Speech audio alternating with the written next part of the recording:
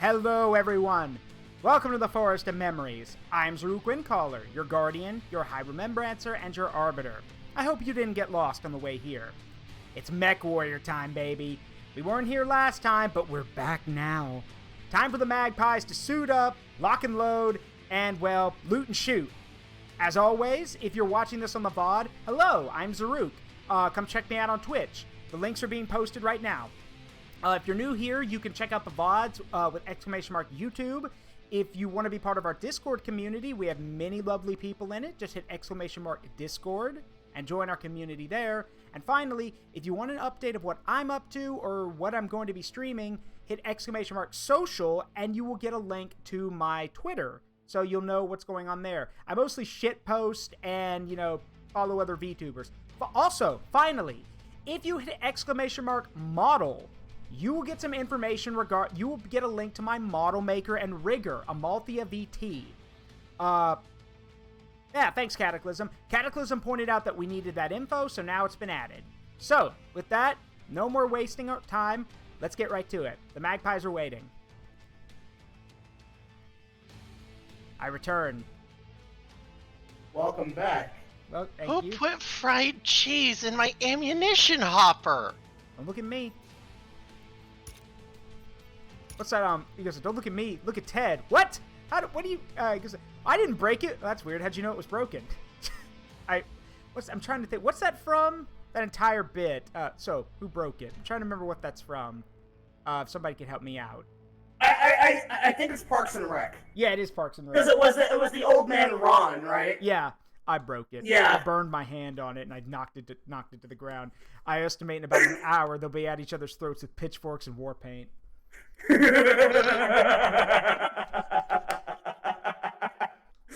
let me bring up your stream so I can see your chat. All you fucking nerds in chat. Yeah, there's a trying to think of the. He says fire support, but he drives a Black Knight. Yeah. Also, I want to do, if y'all are up for it, I want to do something really silly, if we can. Because I'm interested. Because I think it would make a very funny clip. I want to make it so we all bring mechs with, like, the heaviest missile launchers we can. Then we find one poor soul downrange, and we literally turn him into a parking lot. We turn his entire vicinity into a crater. Yes. Do you have a stalker for me? We can get one. I don't think I can make my Lighter Zero Panzer. We do have my Stalker Zero Panzer because I did that through YAML. Yeah. So we do have a legendary catapult. That's a start. Do we have a stalker? Let's see. What's the designation for a stalker? STL? Or I think it's ST something, yeah.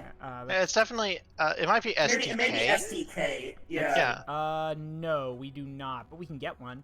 That's easy enough. It's literally just catapult but assault mech. Yeah. Here we go. Oh, there's one. Yeah, there's STK. Yeah, it's in bad shape though. We'd have to do. That'll work. It's also fitted for mostly lasers, but we do have the make anything mods. Yeah, so. We do have that equipped. This is true. We will have to do a job real quick to sell some stuff first though, because we are kind of we do need to do some jobs real quick. So be sure to remember this in the invite. I am. By the way, Lavender, real quick. You know the trying to remember because I've shown you Dr. White's Mechwarrior 4 video, right? You know about the Yeah. Okay. I only really watched little bits. Yeah, I'm trying to remember. I'm trying to find where the world is that the game takes place on, because it's right in the it's right on the border here. I'm trying to remember what it was called. Shoot. Do you need me to bring up a map of the Inner Sphere? No, I'm looking at a map of the Inner Sphere. Let's see. That's the thing. I don't remember the name of the place. I wish I could, because I know where it is. I just need to get a name. Remember what the name was. Oh well. I won't lie. I kind of giggled at your current Steam name there, Zaruk. Oh yeah, that I've done that because I was I saw a VTuber mention that if you're gonna to make sure not to use your VTubing name for streaming, so people don't, Yeah. That's why mine is what it is. Yeah. Well, another good reason as to why mine is what it is. Yeah. Actually, among the many. Your username reminded me. Have you seen the video of some people going to, like, I guess it was to Universal, and somebody telling the guy in the Megatron costume, calling him Daddy, and he turns, "Did you just call me Daddy?" And then he literally starts acting like a daddy. He goes like, "Why aren't you wearing a jacket? It's cold out." Like, yeah, I have seen that. Yes. Okay. It's great. It's just where he's like, like he's thinking about it, then he's like, okay, fine, I know I can make this joke work. He's like, all right, I'll bite. Yeah, I'll bite. Anyway, because the Federated Commonwealth has been formed, we're gonna have to go somewhere else for jobs right now. Because again, the Federated Commonwealth doesn't like us because they, for some damn reason, they forgot. Yeah, they forgot. They forgot. Yeah. They forgot. Is it an emo? No, sir. Is it an emu? No, sir. It's an emo. Damn it, Charles, learn your vowels. I'm sorry. I'm sorry. I love that joke. What is he, Canadian? No, the joke is that he doesn't know his vowels, so it's I'm sorry. No, I know, but I have a Canadian friend who says sorry like that. Sorry. Actually, if you check, it's actually funny if you look at my stream. There's a thing with the emu. That's one of the pictures that we have, and that was from our Grandia streams. That's where I first was quoting the oversimplified joke of no sir, it's an emo, not an emu. And Raleus drew an angry-looking emu with an emo comb over, and it says "Welcome to Australia." it's like emo, that reminds me. Emu. I have a really isn't that just stupid. Isn't that just Espartha from fucking Pokemon now? What? Technically, they're an ostrich, but they're basically a Cleopatra ostrich. But they do have the emo bob cut. Oh gosh, I remember seeing Down bad bird. No, just like that Pokemon, but Saffron, sorry. They were playing Lady Gaga over it. Oh god. I mean, yeah, because I see Cleopatra. I don't see Lady Gaga because I don't care about Lady Gaga. But it's also very funny because apparently that Pokemon got fucking banned really quickly. Yeah. Fucking Smogon. And the only reason why was because exactly. It was banned in response to a prior banning. That banning being Cyclizar. Why, you ask? Regenerator as his ability and Shed Tail. Oh. Yeah. Apparently that combination was fucking busted in competitive, to the point that the state of competitive Pokemon right now is a massive petty battle, and it's really fucking funny. So I'm here. I put a Staffra in non-speaker, so you can see why I say this is yeah. So I'm. What happened to this thing? To what? It's a psychic ostrich. No, not that. What happened to this poor bounty hunter? I don't know. What are you looking? Who's responsible for the damage to this mech? I don't know which mech you're looking at. The bounty hunter. Oh. It's the Marauder. Oh. Don't know. Regardless, I am going to, as I said, I'm basically I'm going to do I'm literally going to turn this legendary catapult into a missile boat. Into a regular catapult. Yes. Got it. Nothing but missiles. So, yes. Because that's just the way the catapult be. Yeah. If it fits, I sit. And if I can launch if it fits, it works. Yeah. If it works, do it. Yeah. I'm gonna change the weapon on the Hanamoto. It's holding a Gauss, but I figured out that no, the AC-20 works better. I mean, it's a similar damage profile to an AC-20. It's just not the full damage profile. Oh man, I've gotten so used to playing with yet another mech lab that looking at this thing without looking at this thing without all that extra shit, because I'm like, why does it look so fucking barren? Yeah, no, I had the same thought because I'm used to that mech lab. You know? Yeah. The normal mech lab. Yeah, it's so weird, because, like, again, it actually adds in more space for weapons, but things have to fit still. Yeah. So, like, my Hatamoto Chi is outfitted with 2 AC-10s, an AC-20, an ERPPC, and 2 large lasers? Also, hey Dragon, sup, I think you stepped on something. I think it's a Capellan. Good. Who gives a shit? Remember, as the Magpie theme song says, we hate the Draconis Combine and we hate the Capellans equally, but we hate them both. It's why they don't give us any jobs. Last time the I thought it was because every time they send somebody to offer us a job, we string them up by their underpants. Well, we've done that too, but it's also because the last time the Draconis Combine, Did I have the right one? yeah, you did. No, that's my PNG. I have to let me turn on your thing real quick. No, remember the reason the Draconis Combine doesn't send us anything is because every time they offer us a mercenary job, we always tell them, we're like, wait, are you calling because of how many of your people we've killed, how many of your mechs we've stolen, or both? And then they hang up. So. Yeah. Elaborate. Elaborate. Well, look at your casualty records. Yeah, about 80% of that casualty record's us. All right, now it should work, Nile. Okay. I have to reload chat.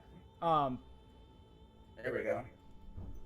But yes, and yes, Dragon, that is Nile in using the Femkiryu. I'm gonna use the other version. I like this Dragon Dread fellow. I like this Dragon Dread fellow. Yeah. When the Capellan sends in a whole swarm of mechs, good, we don't have to aim. We don't have to aim. I can channel my inner Lena Tauros. What the fuck are aiming sites? Yeah, just unload everything. Mm-hmm.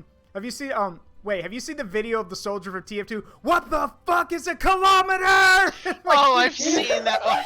And then you just hear the eagle. Yeah, you hear the eagle, you see the American flag, see him like dumping M16 mags. He's just mag dumping dual M16s. Yeah. But are those M16s fitted with the double drum barrel shit that fucking the boss had? There you go now. No. Funny thing, those mags have a tendency to jam. Mm-hmm. Except I know. Yeah, except the bosses. The boss's feeding mechanism was designed like an infinity symbol, so it has infinite ammo. Mm-hmm. No, that's I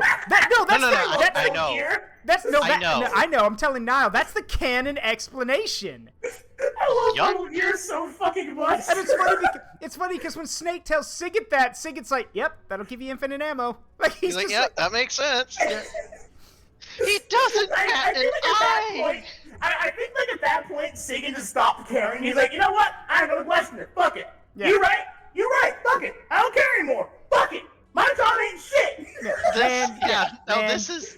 You do whatever you want. I will. I don't want to know what you mean. You should come inside the box. Then you'll know what I mean. Man, I don't want to know what you mean. Yeah. Between you and Paramedic, am I the only one connected to the Major who isn't strange? Yeah. You should come inside the box. Oh, hell no. This Fox unit is a nut fest. I feel safe in the box. In the box. It feels like I had this sudden urge to crawl inside, and suddenly I felt inner peace, like I found the secret to happiness. It's my destiny. Mm-hmm. Destiny. He's just like, Sigurd was just... Poor Sigurd. Man, you do whatever you want. Oh shit, my Kaiser's all fucked up. Wait, what happened to that? Poor Sigurd. To what? Oh, there was a battle that we did that... Okay, we gotta repair all our shit. Yeah. Mm-hmm. Yeah, like I said, that Marauder was beat to hell. Yeah.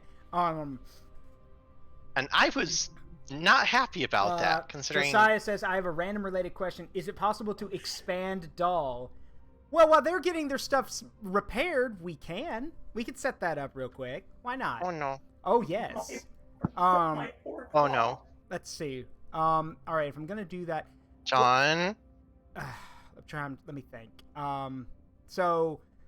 John, I know what you're thinking. Hold on a minute. What? Hold the fucking phone. What? What's wrong? What? Did I never notice that King Crab has the word Ibira on the side?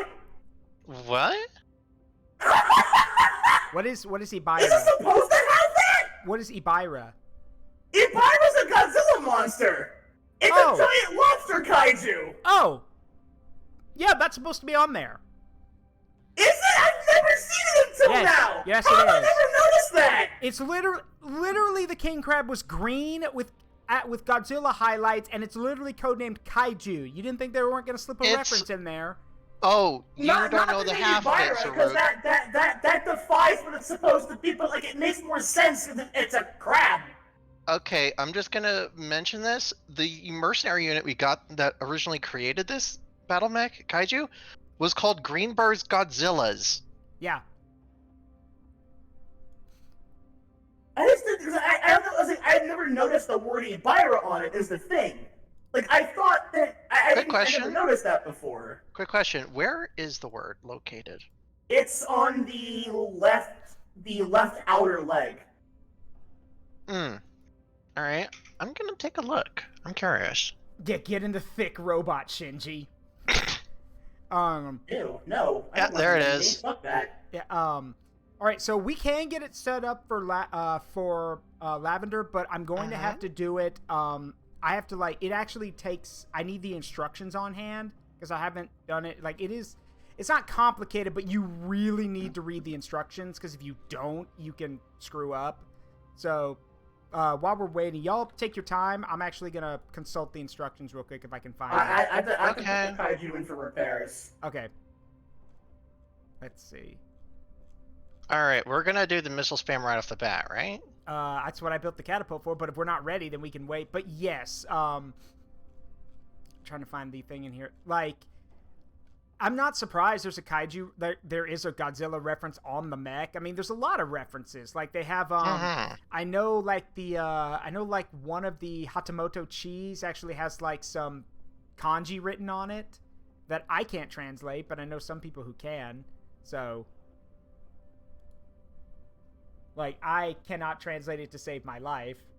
Because, well, I'm a dumbass American, so... What's that quote? Yumi, say something in moon speak! Hi. Let's see.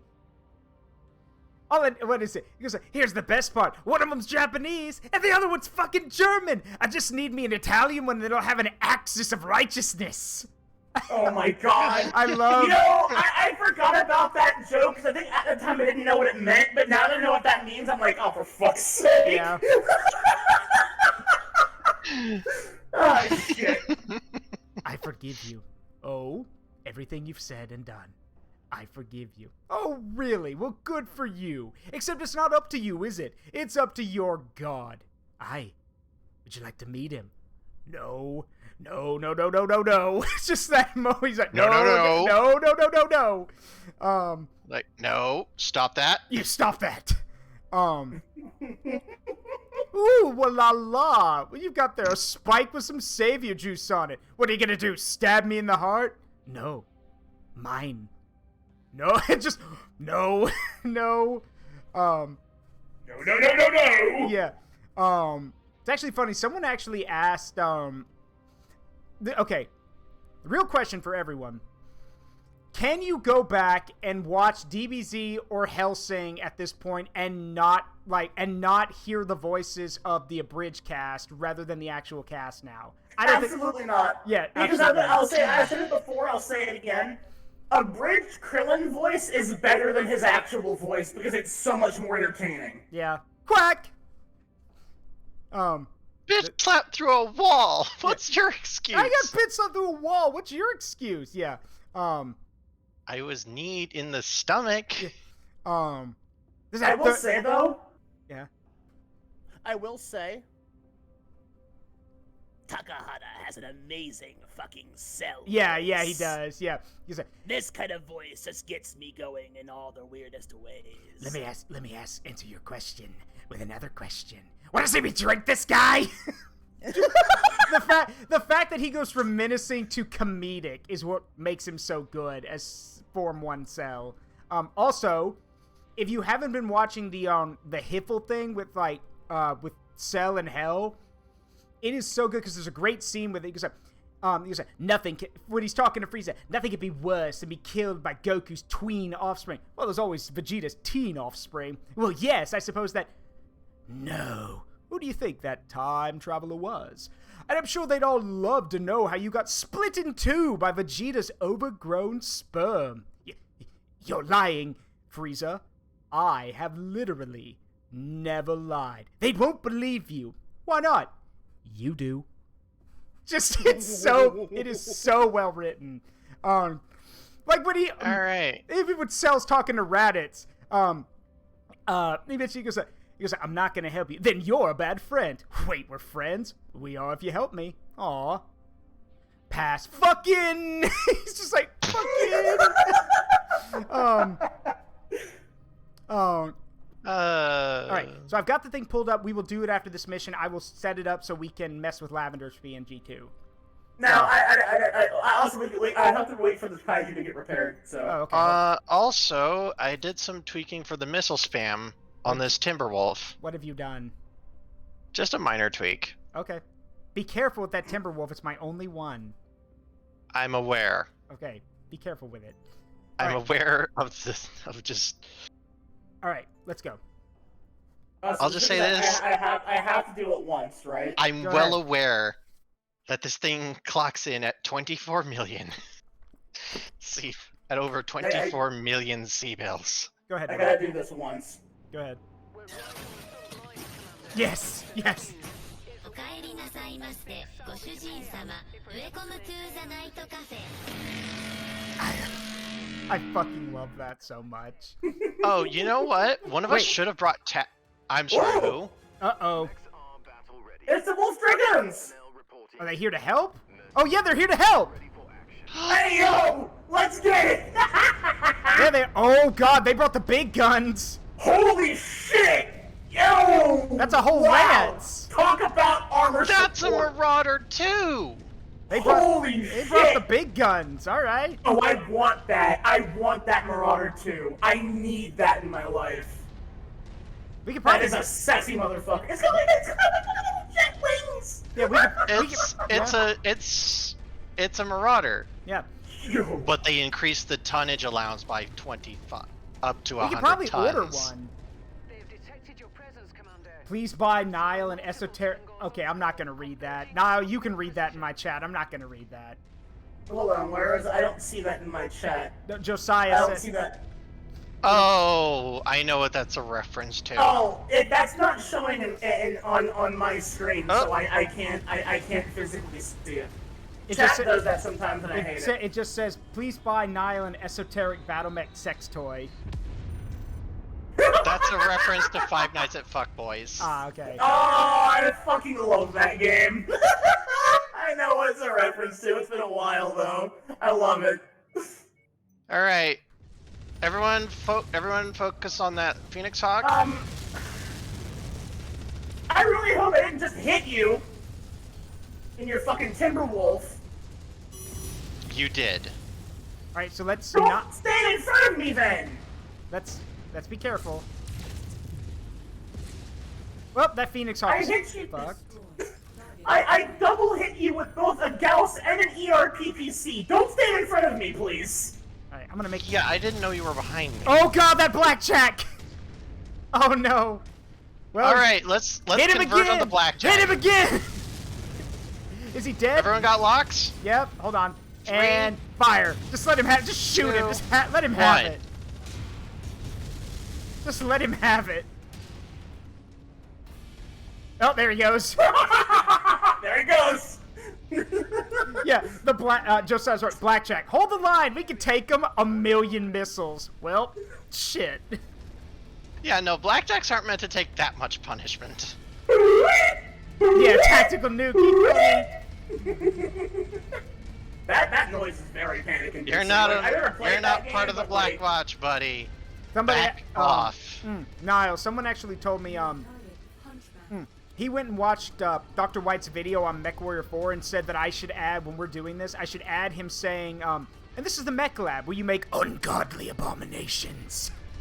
Because that's, he goes, you should add... redeem? As a redeem, yes, because that's literally, like, he goes, like, y'all have so many crazy mods in this, like, everything y'all make is an ungodly abomination. Oh, just wait till eventually you install YAML. Would you get another Mech Lab. That actually has more to do with its body purely because it makes everything a weapon slot? Oh, everything! Yeah, everything! In other words, there is no weapon slots. There's just space. Space. Yeah.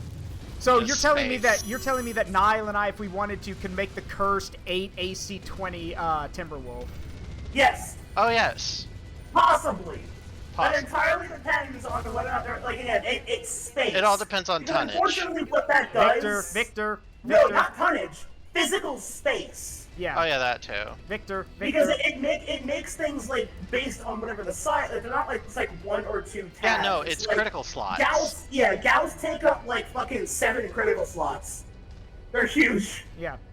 I just saw... Oh, what do we know about our Gauss rifles? They're huge. There's one. I love that. Alright, I got a lock on the... There it is. There's the Victor. Y'all do know why the Wolf's Dragoons are here to help us, right? It's because we've been kicking their shit up and down the place wherever we've gone. What Victor? Alright, well, yeah, that sounds about right. Sir, I seem to have taken 2 ER PPCs and 2 Gauss rifles to the face. How are you still alive? I don't think I am! Bold of you to assume that I am. He's like fades away. Yeah, I don't think I am. And then just does the, peace sign and then vanishes. Yeah! Tell him I want... Oh, Dragon, that's disgusting. I actually would pay to see that, though. Me with 3 PPCs and 2 and 10. It's a Mechwarrior randomizer mod. That sounds like fun, I don't like... Atlas with pure machine guns. I hate you. I hate you. I hate you. I hate you. Alright, focus fire on the dragon. Yep. Come on. There it is. Get some level of cover, huh? Locked. Let him have it. Man, Wolf's Dragoons are like in my way. You guys move? Can you please move? You're in my way, sir. Yeah, nice shot. Focus. I love how fucking hey, this mech can that get. Battle Master just cut me off. Yeah, they do that. It's Wolf Dragoons. Sir, what did you think getting that close to me actually, was a good that was ham. Locust Locust with 6 flamers and a shitload of double heat sinks. You're disgusting. Stop that. That's awful. Stop it. That's literally a pyromaniac's wet dream, basically. Stop it. One of my arms is red. Okay. So I gotta be careful now because I have a Gauss rifle equipped. Stop it. Get some help. Yeah, y'all make Nile's models PNG as big as y'all want. Go for it. Tangos appear to be bringing in additional reinforcements. Yes, me. I see him up high. Yep. And they're bringing. They're bringing in the lance. Oh, hi. Hey, Swayzeby, how you doing? No. Oh no. Everyone say hello to Swayzeby. They're the ones who made the Zara animation. Hello. Thank you. Well, so much for the. Uh-oh, that's a Cyclops. Kill it. That's a Cyclops. Kill it now. Aim for its head. Face like a zit. Yep. Oh, it's behind the building. No, I can't. God, these things fire fast. What? The LRMs. Oh yeah, no, they do. I can't get a hit on the thing. Watch your fire. I'm dead. coming. Oh. And the I don't know if the Wolf Dragons understand what it means to not cross fire like this. They're Wolf's Dragoons. Hey. They don't care. Clearly. something like that.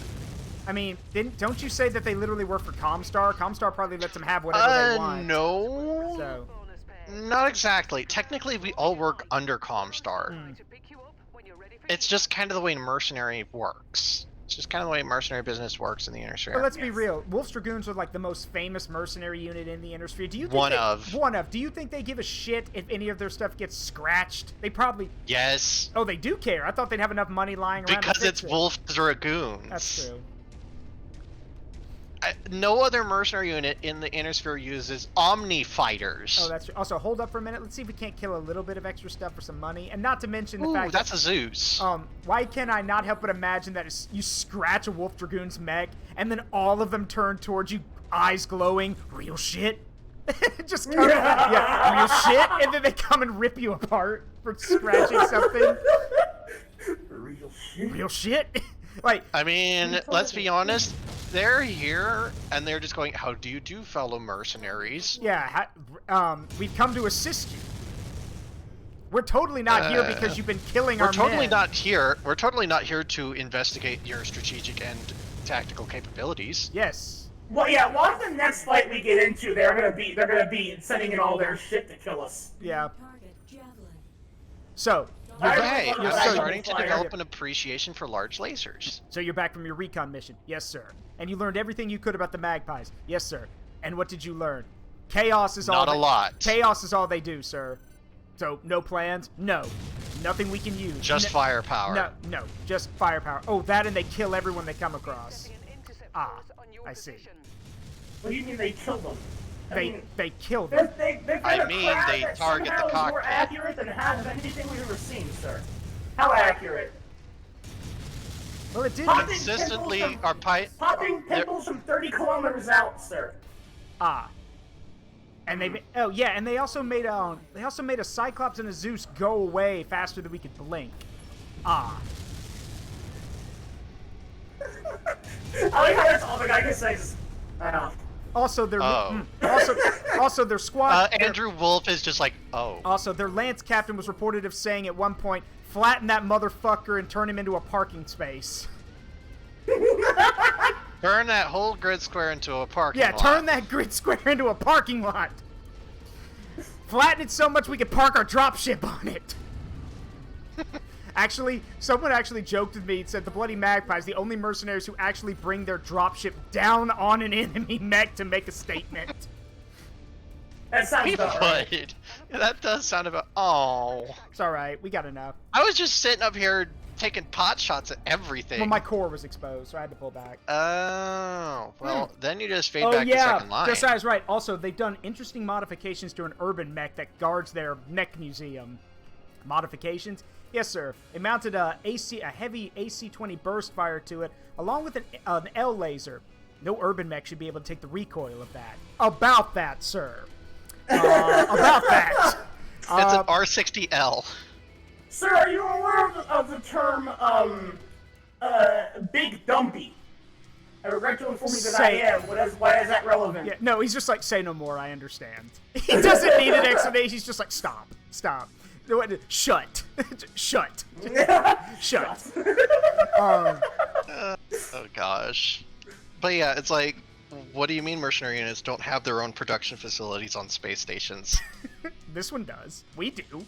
Also, I don't know. The Wolf Dragoons do. That's what I'm quoting. The Wolf Dragoons are like, we do. Also, no, they're the ones who are like, wait, you mean you to say don't this have isn't that? normal? Yeah. Yeah, exactly. It's like, wait, you mean you also, don't? I don't know who blew that panther's head off, but congrats. Like, you literally took its head clean off. That was me. Yeah, that's the only thing missing from it. Well done. Yeah. I told you, man. Like, I think playing on my Oh my god! But look, much better at playing the way I do. Y'all need to look at y'all need to look at my stream. Look what we did to this poor Jenner. Oh god, look what we did to this poor Jenner. Oh god. Fuck that Jenner. It's ain't about him.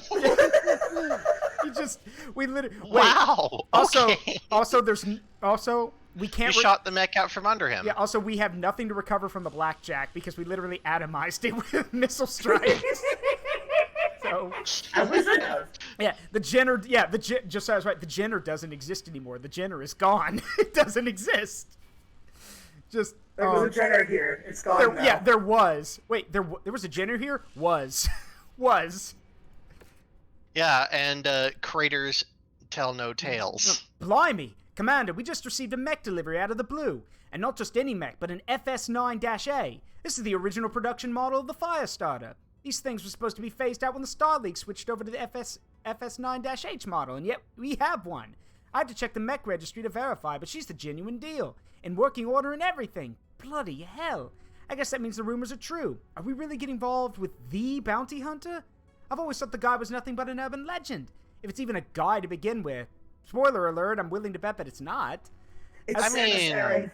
Sometimes it is. Sometimes. It's Samus Aran. Yeah, actually, No, it's not Samus Aran. That would be badass, though. As the story goes, no one's ever seen the bloke outside his suit, and that suit itself is rumored to be Star League PAL suit. Genuine power armor. Nothing like the environmental cooling suits your typical Mechwarrior wears. Can't even fathom what the bloke is keeping for himself if he's willing to just give away an extinct mech at the drop of a hat. Also, we got a new color. We got Platinum Light for a paint color for our mechs. Ooh, neat. You can get more paint colors. Oh. Yeah, just got Platinum White. Also, I'm gonna list off the damages incurred. The AI in the Battlemaster incurred 123,000 bills worth of damages on his Battlemaster. You, Nile, incurred 94,000 on your King Crab. That's it? Mm-hmm. No armor breaches. This bitch thick. No armor breaches, so that definitely saves.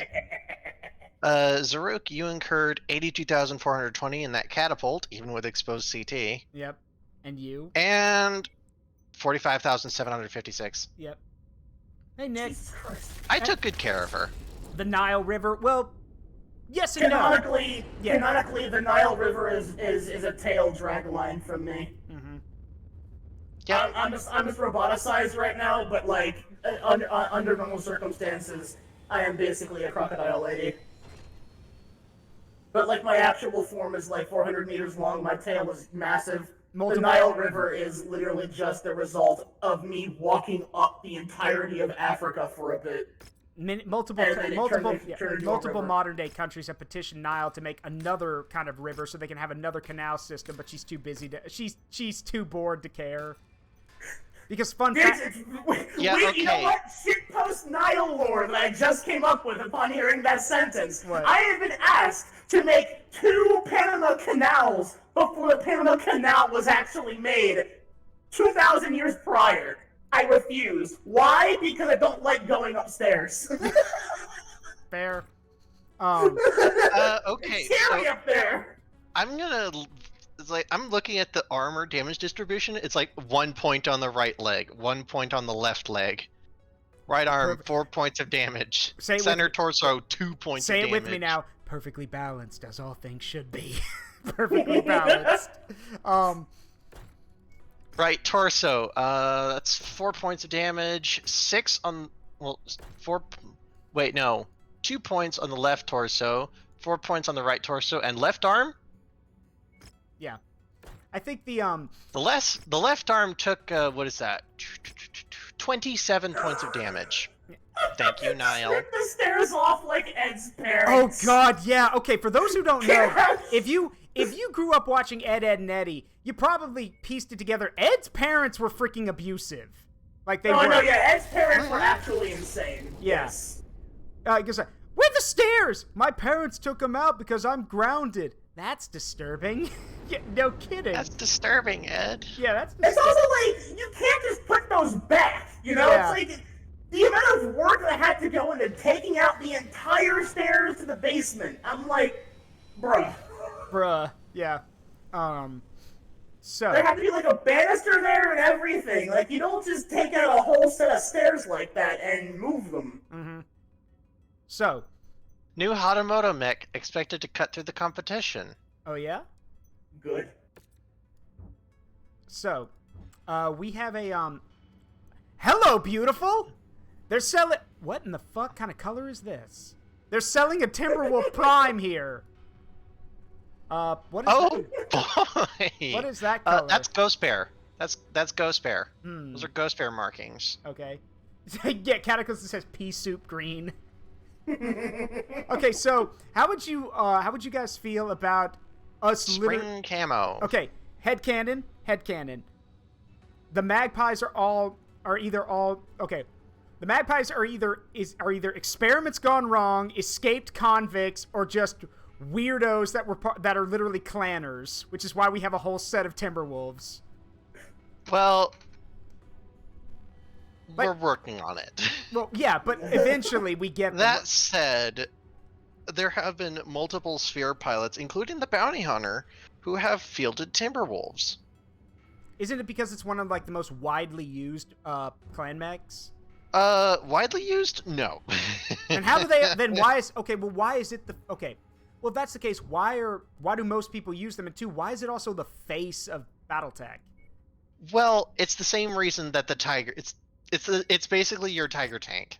The fact that I understand exactly where this is going makes me upset. That is also why. Okay, and yes, Josiah, funny enough, it's also that because is it looks badass. But the Mad Cat Mark II's better. The Mark II? Yeah, the Mark II's better. Yeah, it is. It is way better. And fun fact, it's not actually it's not called a Timberwolf. It's actually called a Mad Cat. Yeah. Because they were marketing it mostly to the Inner Sphere. What in the...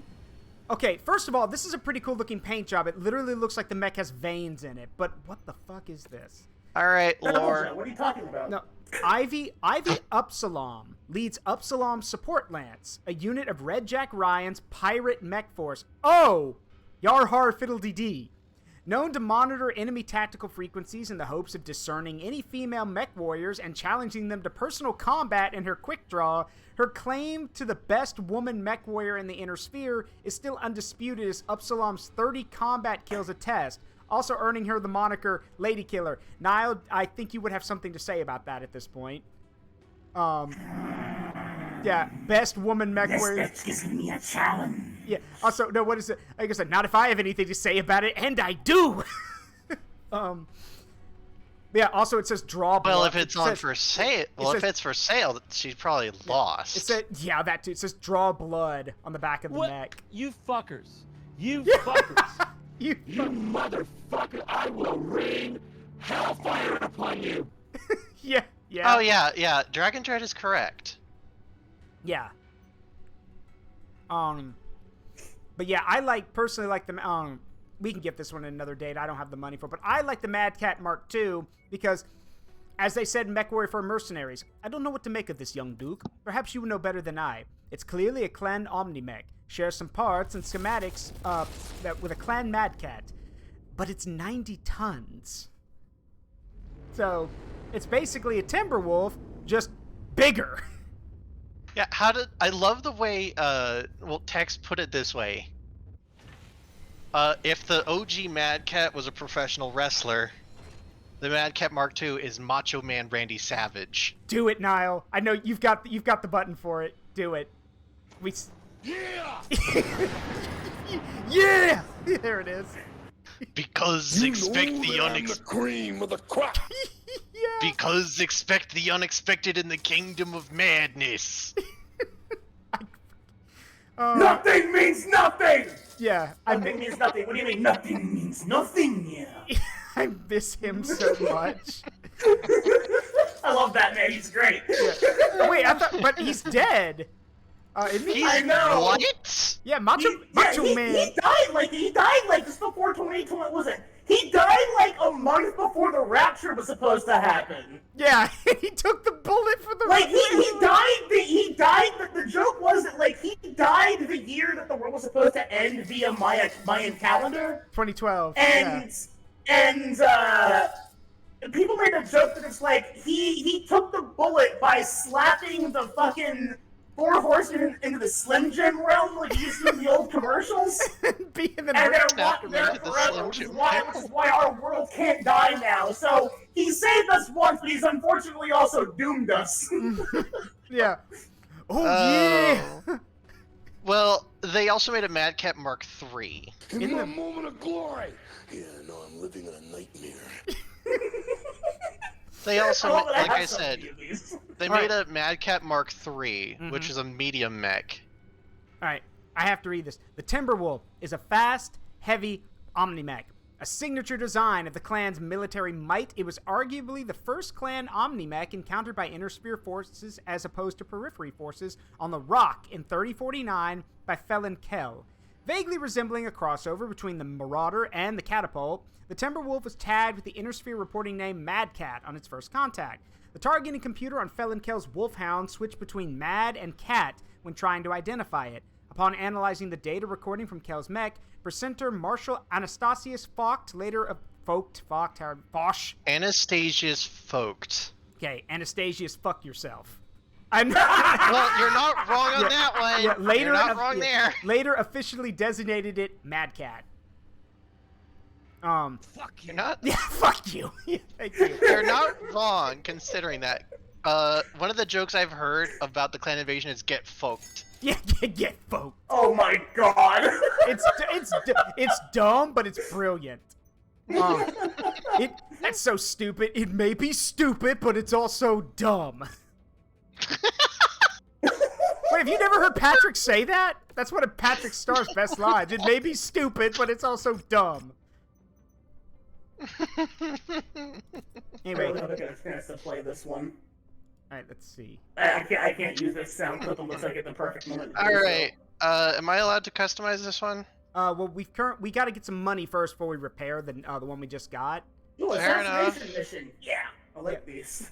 Zaruk pettiness. I'm not petty. What you talking about? Okay, actually, that's a lie. I am fucking petty. That is a lie. I am a very petty imp. I am. I am extremely petty. What Josiah said. Yeah. What Josiah said. Remember, kids, if it's stupid but it works, it's still stupid, and you were just lucky. Yeah. Hey, I resent that. I resemble that remark. What do you mean resent? I know what I said. I know what I said. Anyway, Josiah, can you please get in here? I don't want to get shot in the. So we can actually have somebody competent in that battle master or whatever you pick. Yeah, sure. If Ferrus isn't here, so come on, Josiah, jump in. And yeah, Rainbow says, "Oh, Zaruk, you haven't met me. I'm the queen of petty." Oh, okay then. I will not challenge. I exist on spite alone. Yeah. Actually, I have a friend who literally told me, Okay, you're petty, Nile. Did somebody say something about being petty? Okay, y'all need to You're hear this. petty, Nile, but are you Yoko Taro petty? Oh God, what did Yoko Taro do this time? He's developed an entire game on spite alone. Oh, what did he do? More than once. Yoko Taro is a magnificent bastard. I mean, this is a man who Kojima can also develop kinda an matches entire that, game because remember- solely through spite. That's true. That's literally Kojima as well, like Josiah said. Like, Kojima created, like, everything after MGS1 was spite creation. Yeah, no, that tracks. I mean, let's be real with ourselves. Like, Hideo Kojima is literally the man who's like, if you say, Kojima, you can't do that, he's like, you can't, I can. Like, Kojima, the man that doesn't really speak English a lot, looks you dead in the eye, pulls his glasses down a little bit, and goes, "Skill issue." Skill issue. So what's the current mod rundown? Oh, you don't have all of our mods. Nile, Yeah. you have the mod list, right? Not on hand. Okay. You don't have any of the mods. Okay, that. Oh, I have I've got several of them. Yeah, Okay. I've got the Mad Cat. All right, let me check. I just don't know which ones. Okay, well, I didn't expect to actually be yeah. called in. We haven't changed anything since the last time We played. recently did add the what was it, the fucking Find the mech delivery mod, but Yeah, you don't but- have to download that because that's for the host. Yeah, that's for me. Okay. So you can Since just you can't use that menu, you don't have to download that one. You can though if you want to play it on your own. Yeah. Firing it up, and I will join on you because, as usual, I'm an antisocial bastard and Let's hiding see. and offline. Japanese creators are winning in spite. I can see Kojima saying, yes, I can see Kojima saying skill issue to someone. Yeah, no. Skill issue. Yeah, that's Kojima's answer to anybody that doesn't understand Hello, the Fountain. weird esoteric Welcome. stuff he says. Show love 100 hi babe Tilda hi everyone Zaruk W smile hype love 1 Zaruk George. Side. They play this like a damn fiddle! Yeah. Alright. Because of updates Alright. and things, I need to re-enable the mods. So we've got Go, Omni take your time. Sloths, Medcat, Fast Projectiles, No tonnage limit. Do we still have yet another mech lab, or is that gone now? That's for Nile has that. I have that, yes. I should Compass download that. war crimes. Compass headings, should pilot download overhaul, and Von biomes. Any others? Nope. All right. Give me a moment to reboot the client, and I should be good to Also, go. Also, we just got a Ghost Bear mech. Pizza time. Can we also? Did can somebody say? Oh God, that pizza time Yeah, has pizza me time. having bad flashbacks because guess what I found out today? Oh, boy. Uh-oh. You know the Five Nights at Freddy's movie? Oh, right! What happened? That fucking movie comes out on my fucking birthday. Wait, I haven't even seen a trailer, and they've already given us a release date.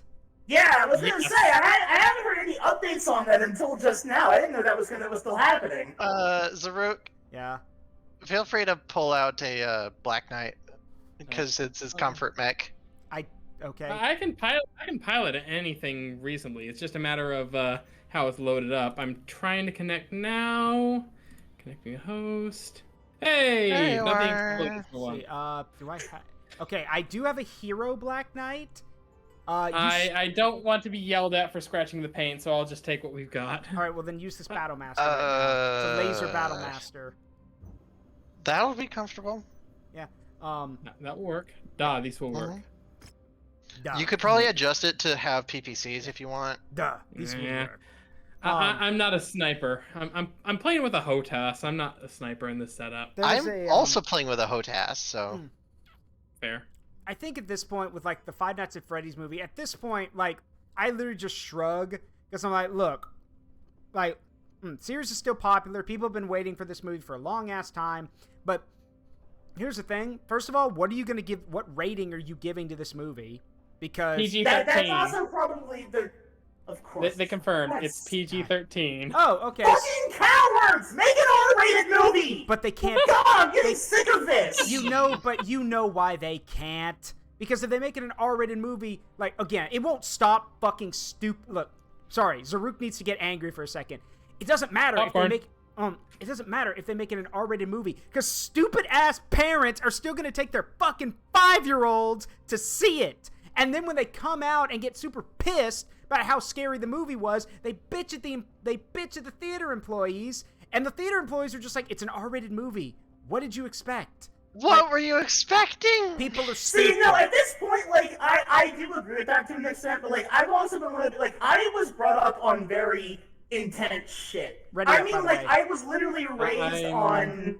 Yeah. I was literally raised on shit like Aliens, Terminator, etc. Like shit that went pretty hard, but where it didn't have to. Yeah. And the problem is that it's like, I feel like in this modern era, theaters need to begin put out, like, when you buy a ticket, you need to physically agree to or like, when you buy a ticket,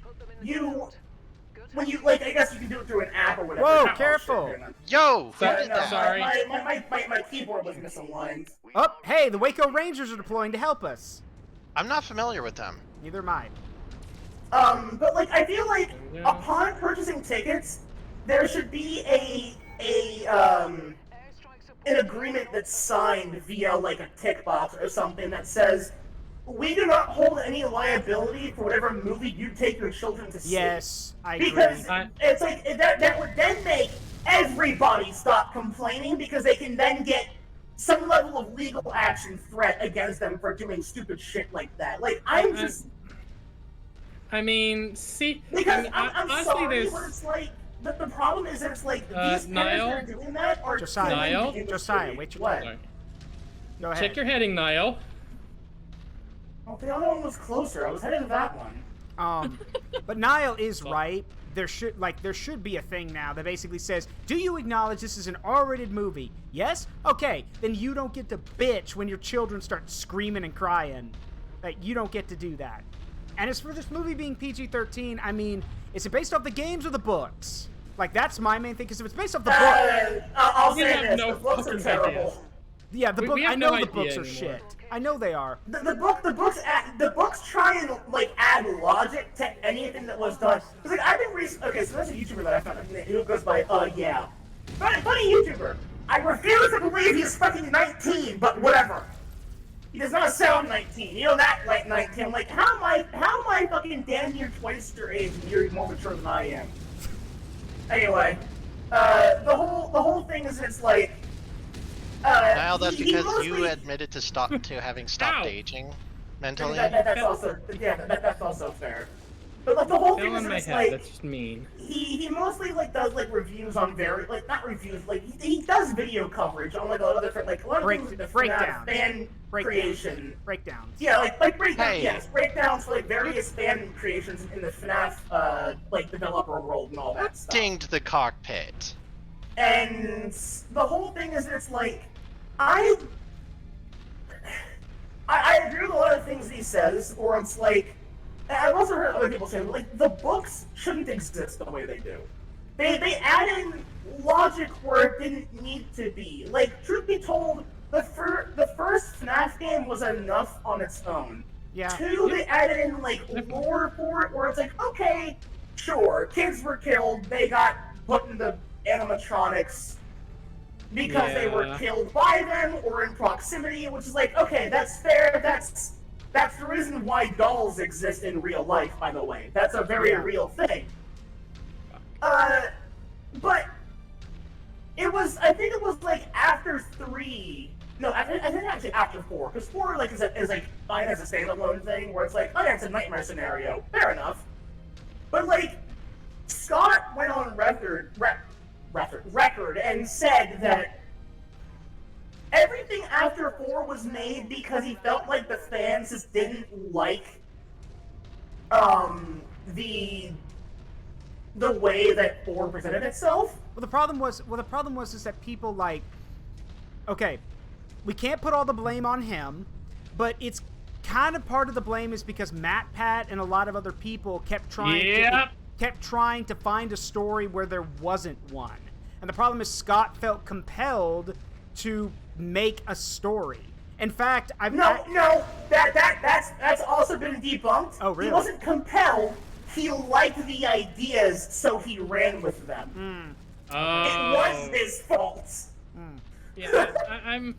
Yeah, I can see that. Now look, that's not saying. Well, sorry, go ahead, Josiah. Yeah, the problem with the whole FNAF thing, and I'm going to show a little bit of my things people will judge me for. Some of my first writing experience of actually putting something out was FNAF-related fan fiction regarding what happens if basically Leon S. Kennedy shows up to take the night shift. That's actually that actually sounds fucking awesome. I'm not gonna lie. That sounds cool as shit. It's pretty god awful by today. Yeah, there better been a shit ton of one-liners in there. There was. Your right hand comes off. Your right hand comes off. Oh, there was one-liners aplenty, and there were also more than a few moments of, guess what? I just kicked the shit out of a robot because fuck you, that's why. And anyway, because fuck you, I'm Leon Kennedy. Yeah, I'm trying. Wait, hold on. Have y'all seen the? Sorry, Josiah. I just want to say. Have y'all seen the? Probably, I've only seen footage of it, but I still think the best line I've seen in the remake for his one-liners is that when he gets jumped by like the 2 chicks with the chainsaws, he's like, "I'm very flattered, but I'm a one-woman kind of guy." Yeah. I love the fact that they kept the Leon snark in the remake. Yeah. Also, for those who don't know, if you're one of those people who gets upset that Leon doesn't have as many one-liners as in the original, he does. They're just now they're achievements now. For example, killing Salazar, the achievement is called "No Thanks, Bro," which is a reference to his "No Thanks, Bro" from RE4, the original. Like, did they keep the bingo line? I don't know. Yes, they did. Yes, they did. Yes, they absolutely They need did. to keep the fucking bingo line. And I think his delivery in that one's funnier. Yeah. Yeah. Do my friends have their own channels? Yes, they do. Cataclysm. Could you please shout out Nile and a link to her Twitch, please? But go ahead, Josiah. Yes. Nile does. If you want to find me, consult your nearest old man cave. But your PNG's Garfield with a pipe. Exactly. It used to be. It used to be Red Foreman. Yeah. Anyway, I digress. Circling back to the movie thing, Nile, I think, and Zaruk, I think we have a simple solution. As much as it pains me to admit, because I think he's become a little overrated and oversaturated, Ryan Reynolds had it right. What he Did said. you remember? Do you remember what he did when Deadpool premiered? He basically came out. They included a scene. I don't know if it was in all the theaters, but they included a scene basically with Ryan Reynolds saying, "Hi, this is an R-rated movie. If you have kids here, you shouldn't do it.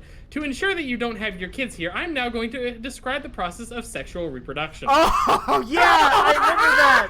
I forgot he did that. Yeah, I forgot about that. Doesn't he like pull out like a piece of paper or something? Yeah. And starts reading it. Yep, he does. Oh, Yeah, that man isn't good. That man, there was a TikTok trend for a while where they made the joke. Wasn't he also Kate Six? Yes. No, not Ryan Reynolds. No. I know it was Kate Six. But they made a joke like there was a TikTok trend for a while where it was like the one thing that all men love, and multiple guys were like Ryan Reynolds. Ryan Reynolds is like, it's funny. I've heard him described as this man is too pure for what he does or for who he is. I honestly just think he's just a good guy, like Keanu Reeves. So yeah, he seems Reeves. like a really. Oh, hello. Well, I'll say breaking this. out of formation. Much like Keanu Reeves, he's the reason why Deadpool was even allowed to succeed. Yep. If it weren't for him, that movie would have died very quickly. Yep. Also, did y'all see the little teaser when he was talking about the third movie where he's like, "That's an Atlas." He was like, "Hey Hugh, you want to make a?" He was like, "You want to help me make the third Deadpool movie?" Yeah, sure, Ryan. Because people. Wasn't he like partly shirtless and he was going. Yeah, he came down to get like something to drink and go back to bed, and he's like, "Hey," he goes like, "Hey Hugh, you want to be in the third Deadpool movie?" Yeah, sure, Ryan. I fucking love those two. It's like I said, I think he's getting a little typecast, and the Ryan Reynolds thing is starting to wax a little thin with me. However, I can't fault the guy. Yeah. That was a fantastic way of handling what was going to be. I'll say this. You know who else allowed themselves to get typecast even at the cost of all of their roles getting killed off? Who? The lady who played Vasquez in Aliens. Oh, that's true. Yeah. She also runs a chain of bra stores in LA for very big-chested ladies. Yeah. She's also because she's based as hell. Yeah, she's also she went on record and said like, no, I don't want to be like, you know, just the lady mom or whatever, like in a movie. No, if I'm not playing a role where they're fucking being a badass, I don't care if my character gets killed off in a terrible way. I want people to know that ladies can be powerful, and I'm gonna do that. Which is also why it's cool that she's actually in the D&D movie. She's actually one of the characters in the D&D movie. Oh, is she? Yeah, she's the barbarian. Yeah. What? No, wait, I'm sorry. No, I'm sorry. No. Wait. I'm sorry. I'm getting confused up. Sorry, I got my actresses confused. No. Y'all remember the first Resident Evil movie, like the chick who gets bitten multiple times but keeps resisting the virus to the end of the movie? Yes. Yeah. Yes. She's also a great actress. Plays the barbarian in the D&D movie. Fuck yeah, I like her too. Because she's got the same energy as the lady that played. Hold on, I gotta look up. What is her name? What that lady's name was? Oh, hey Neko, what's up? Answers for what? Jeanette Goldstein. Yes, that's her. Also, fun fact. Oh, that's really funny. Apparently, she uses. Jeanette Goldstein. Vasquez's first name in Aliens is Jeanette.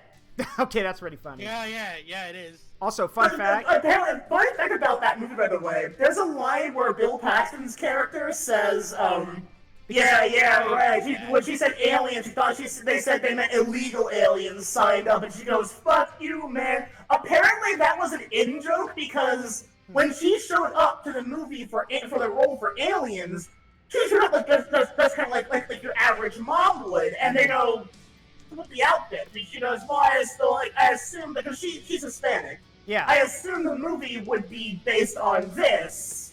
Yeah. And it wasn't. No, we meant actual aliens, like aliens from outer space, monsters. She goes, "Oh," but she proceeds to give a delivery for Vasquez's character perfectly. And apparently, I remember hearing that Vasquez was originally supposed to be a male character, but she delivered that shit so perfectly. The caster. Yeah. Anyway, real quick, Yeah. Hey, Rawlist. Yeah, I know y'all can't stay long. And Neko, why did I do that? Because I can. That's why.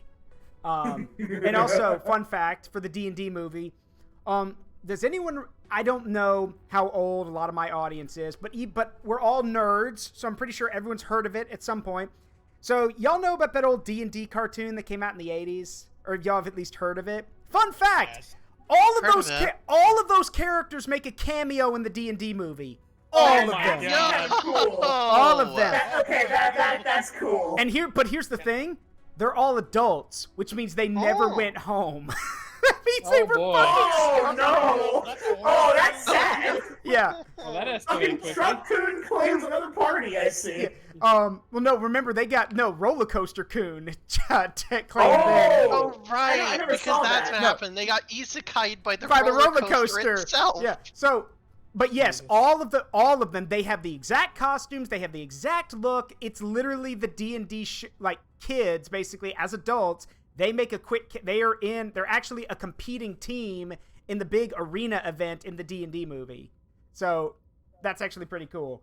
And Michelle Rodriguez, by the way, that was the actress's name from RE1 that you mentioned. I do actually also want to mention that there is a D&D, that there actually is a reference to a D&D movie in what's this called? It's Use your D&D words. module that has Use your it's words. a D&D module that has to do with the Feywild. There's a lot of them. You have to be more specific. No, wait. It's the Feywild. It's when Wizards is like, we need some excuse for some weird esoteric bullshit. Feywild. Mm-hmm. The Wild Beyond the Witchlight. Have a good. There you go. The Wild Beyond the Witchlight. There is a reference to the cartoon, because during the carnival, this is like a mild spoiler because it's at the beginning, but you can ride a roller coaster, and they do the exact same thing. Oh no! It's not the way to get into the Feywild, but they will do the whole roller coaster ride as if you're on the roller coaster ride for the thing. That's great. There are actually references even to the bad guys. Actually, the bad guys are the villains of the Wild Beyond the Witchlight scenario. Okay, that's Nice. really good. It should be mentioned. That's clever. Yeah. Mm-hmm. Anyway, it should be noted that like I actually told my brother about that, how they make the reference to the old D&D show, because him like he looked it up and everything. He's like, wait a minute, so they're all adults? I'm like, yeah. He goes like, wasn't their first encounter in the very first episode against Tiamat? I'm like, yes. He's like, how the fuck are they alive? I'm like, good question. That is a good question. I was like, better question. How much you want to bet that they're all horrifically traumatized? He's like, he goes like, Zaruk, they literally haven't been able to go back home. They're probably all traumatized at this point. That's not even a debate. They're all traumatized. Especially Bobby, who I think was like 6. So God. Or something. He's the barbarian Oh, no! Yeah, he's the barbarian character. So like he's like young. He's the youngest of the group. So like he's like been stuck. Like again, that's my headcanon that they all never got home. They're just stuck in the Forgotten Realms. But to be fair, like yeah, no, and it's also funny because someone actually mentioned that the whole party is there, but one person's missing. Uni the unicorn, who was like the little animal mascot. And I'm like, well, yeah, because more than likely, I hate that I said this, but it's probably true. Because here's the thing. Those kids became adults, and if that is the case, and they grew up to become adults, they had a unicorn partner, a little unicorn companion, basically. Here's the thing. They're adults. Unicorns are worth a fuck ton of money in D&D. So I'm willing to bet you that they either, and also it is revealed in D&D that unicorn horns can grow back. So I'm willing to bet you that they either took off Uni's horn and sold the horns for money, or they just sold Uni at some point, which is really messed up, but... I mean, this is getting dark. Well, it's getting dark very fast. Not really. Well, no, because again, they don't. First of all, they don't kill unicorns in the D&D world. No, unicorns are literally used. Like, not only are they basically either zoo animals, but in the D&D world, unicorns are used to study magic. Unicorns are seen as pure magical creatures. Therefore, studying them in safe and controlled environments is actually how people refine magic. So if anything, that's basically like turning a unicorn into a celebrity, because that's how they research magic. A celebrity professor? They are celestial beings that reside in the Feywild. That's really weird. Yeah, they are. Yeah. I mean, Like, look. That's weird. There's other weird stuff too about how, like, y'all know the really fat dragon that we've seen in the trailers and everything? He's not made up. that really cute Ferrus, yes. Yeah, here's the thing. He's not made up. He is a legit character from D&D. That is a legit character from the D&D. Wait, who? In the D&D movie, the fat dragon that's, like, on the posters and, like, seen in the trailers, like, the really rotund feral dragon that, like, chases the party. He's real. He's from the D&D lore. He's an actual character from one of the adventures. He's literally in the lore. It is said that he's gotten so rotund and has so much gold in his possession, he doesn't fly anymore. He can't fly anymore. So instead, he basically lures. Skill issue. Yeah, he lures people to him so he can kill them. Also, he eats people. That too. Of course. But yeah, he's a named character and he's actually from the lore. Like, What is his name? Gosh, what is his name? I should know that. Hold on, I got you. Let me look at it, because he does have a name. It's a draconic name, so it's really hard to pronounce. Femberchad. Femberchad. That's it.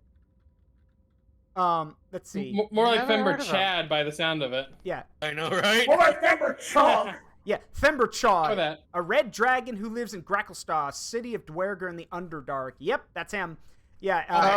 That's why. He's Dwergar slaves. Underdark. Yeah, that's all you need to hear. Underdark. And he sense. and he has Dwergar slaves. Like, he's red dragon. Dwergar. Yeah, Dwergar slaves. I put the in the chat. Yeah. The only We already have plushies for him, and I actually really want one. Yeah. Oh no, it's cute. That is a very fat dragon. Mm-hmm. It should Oh be my god, I want this. McEldrick. It should be noted that out of all in D&D, like, I'm sure everyone knows this, most dragons are not all. What? Oh boy, that was such a big plushie too. Oh yeah, it's a very big plushie. That's like a throw. The size of a throw pillow. I want that. That's a chonker. I desperately want it. Oh my god. Put it on your throne. And chunky. Put it on your throne. I like them big. I like them chunky. So, 13 inches. Holy shit. Good God. Okay, that is Hey Nicholas, how you doing? Are we? No, I'm jumping somewhere else. I gotta pay for Gotcha. repairs. Go ahead. So, Farrah, I'm contemplating stirring the shit a little bit. Ferrus, should I stir the shit? Depends. Nile, should I stir the shit? I don't. She's going to say yes. Like, the answer is yes, because I live for chaos, but, like, that phrase is very funny, because I'm, like, literally imagining someone stirring shit in a cauldron. You hear that, You hear that, Randy? The shit winds are blowing. Oh, boy. Oh, God. Dolly, should I stir the shit? Yeah! Why are you asking? Just do it already. I'm gonna say... Okay. It is never occurring. mind. Get to the point. Oh, of course. Yeah. Why not? So I would have done that myself. Okay. So, all right. So for those, Ferrus, we're all in danger. So I know. What did you do? Yeah, before I do this, allow me to explain for those who might be new here. So, as I've kind of explained before a few times, in my lore, it should be noted that the Forest of Memories that I am in charge of is a primordial thing. It has existed. It was, is, and will, and is before, and is to come. It exists in all realities, all timelines, everything. With that in mind, there are there is an infinite number of guardians, rulers, protectors, everything. So, it should be noted that I have a nemesis of sorts. A flip side of the coin, if you will. I'm Zaruk Windcaller. She is Zara Stormbringer. The difference is that, well, you'll see. I will just show all of you. So before anyone says anything, this is not a transformation. This is another character. And I will tell you why she exists after I play this. So for those who have not seen this before, enjoy.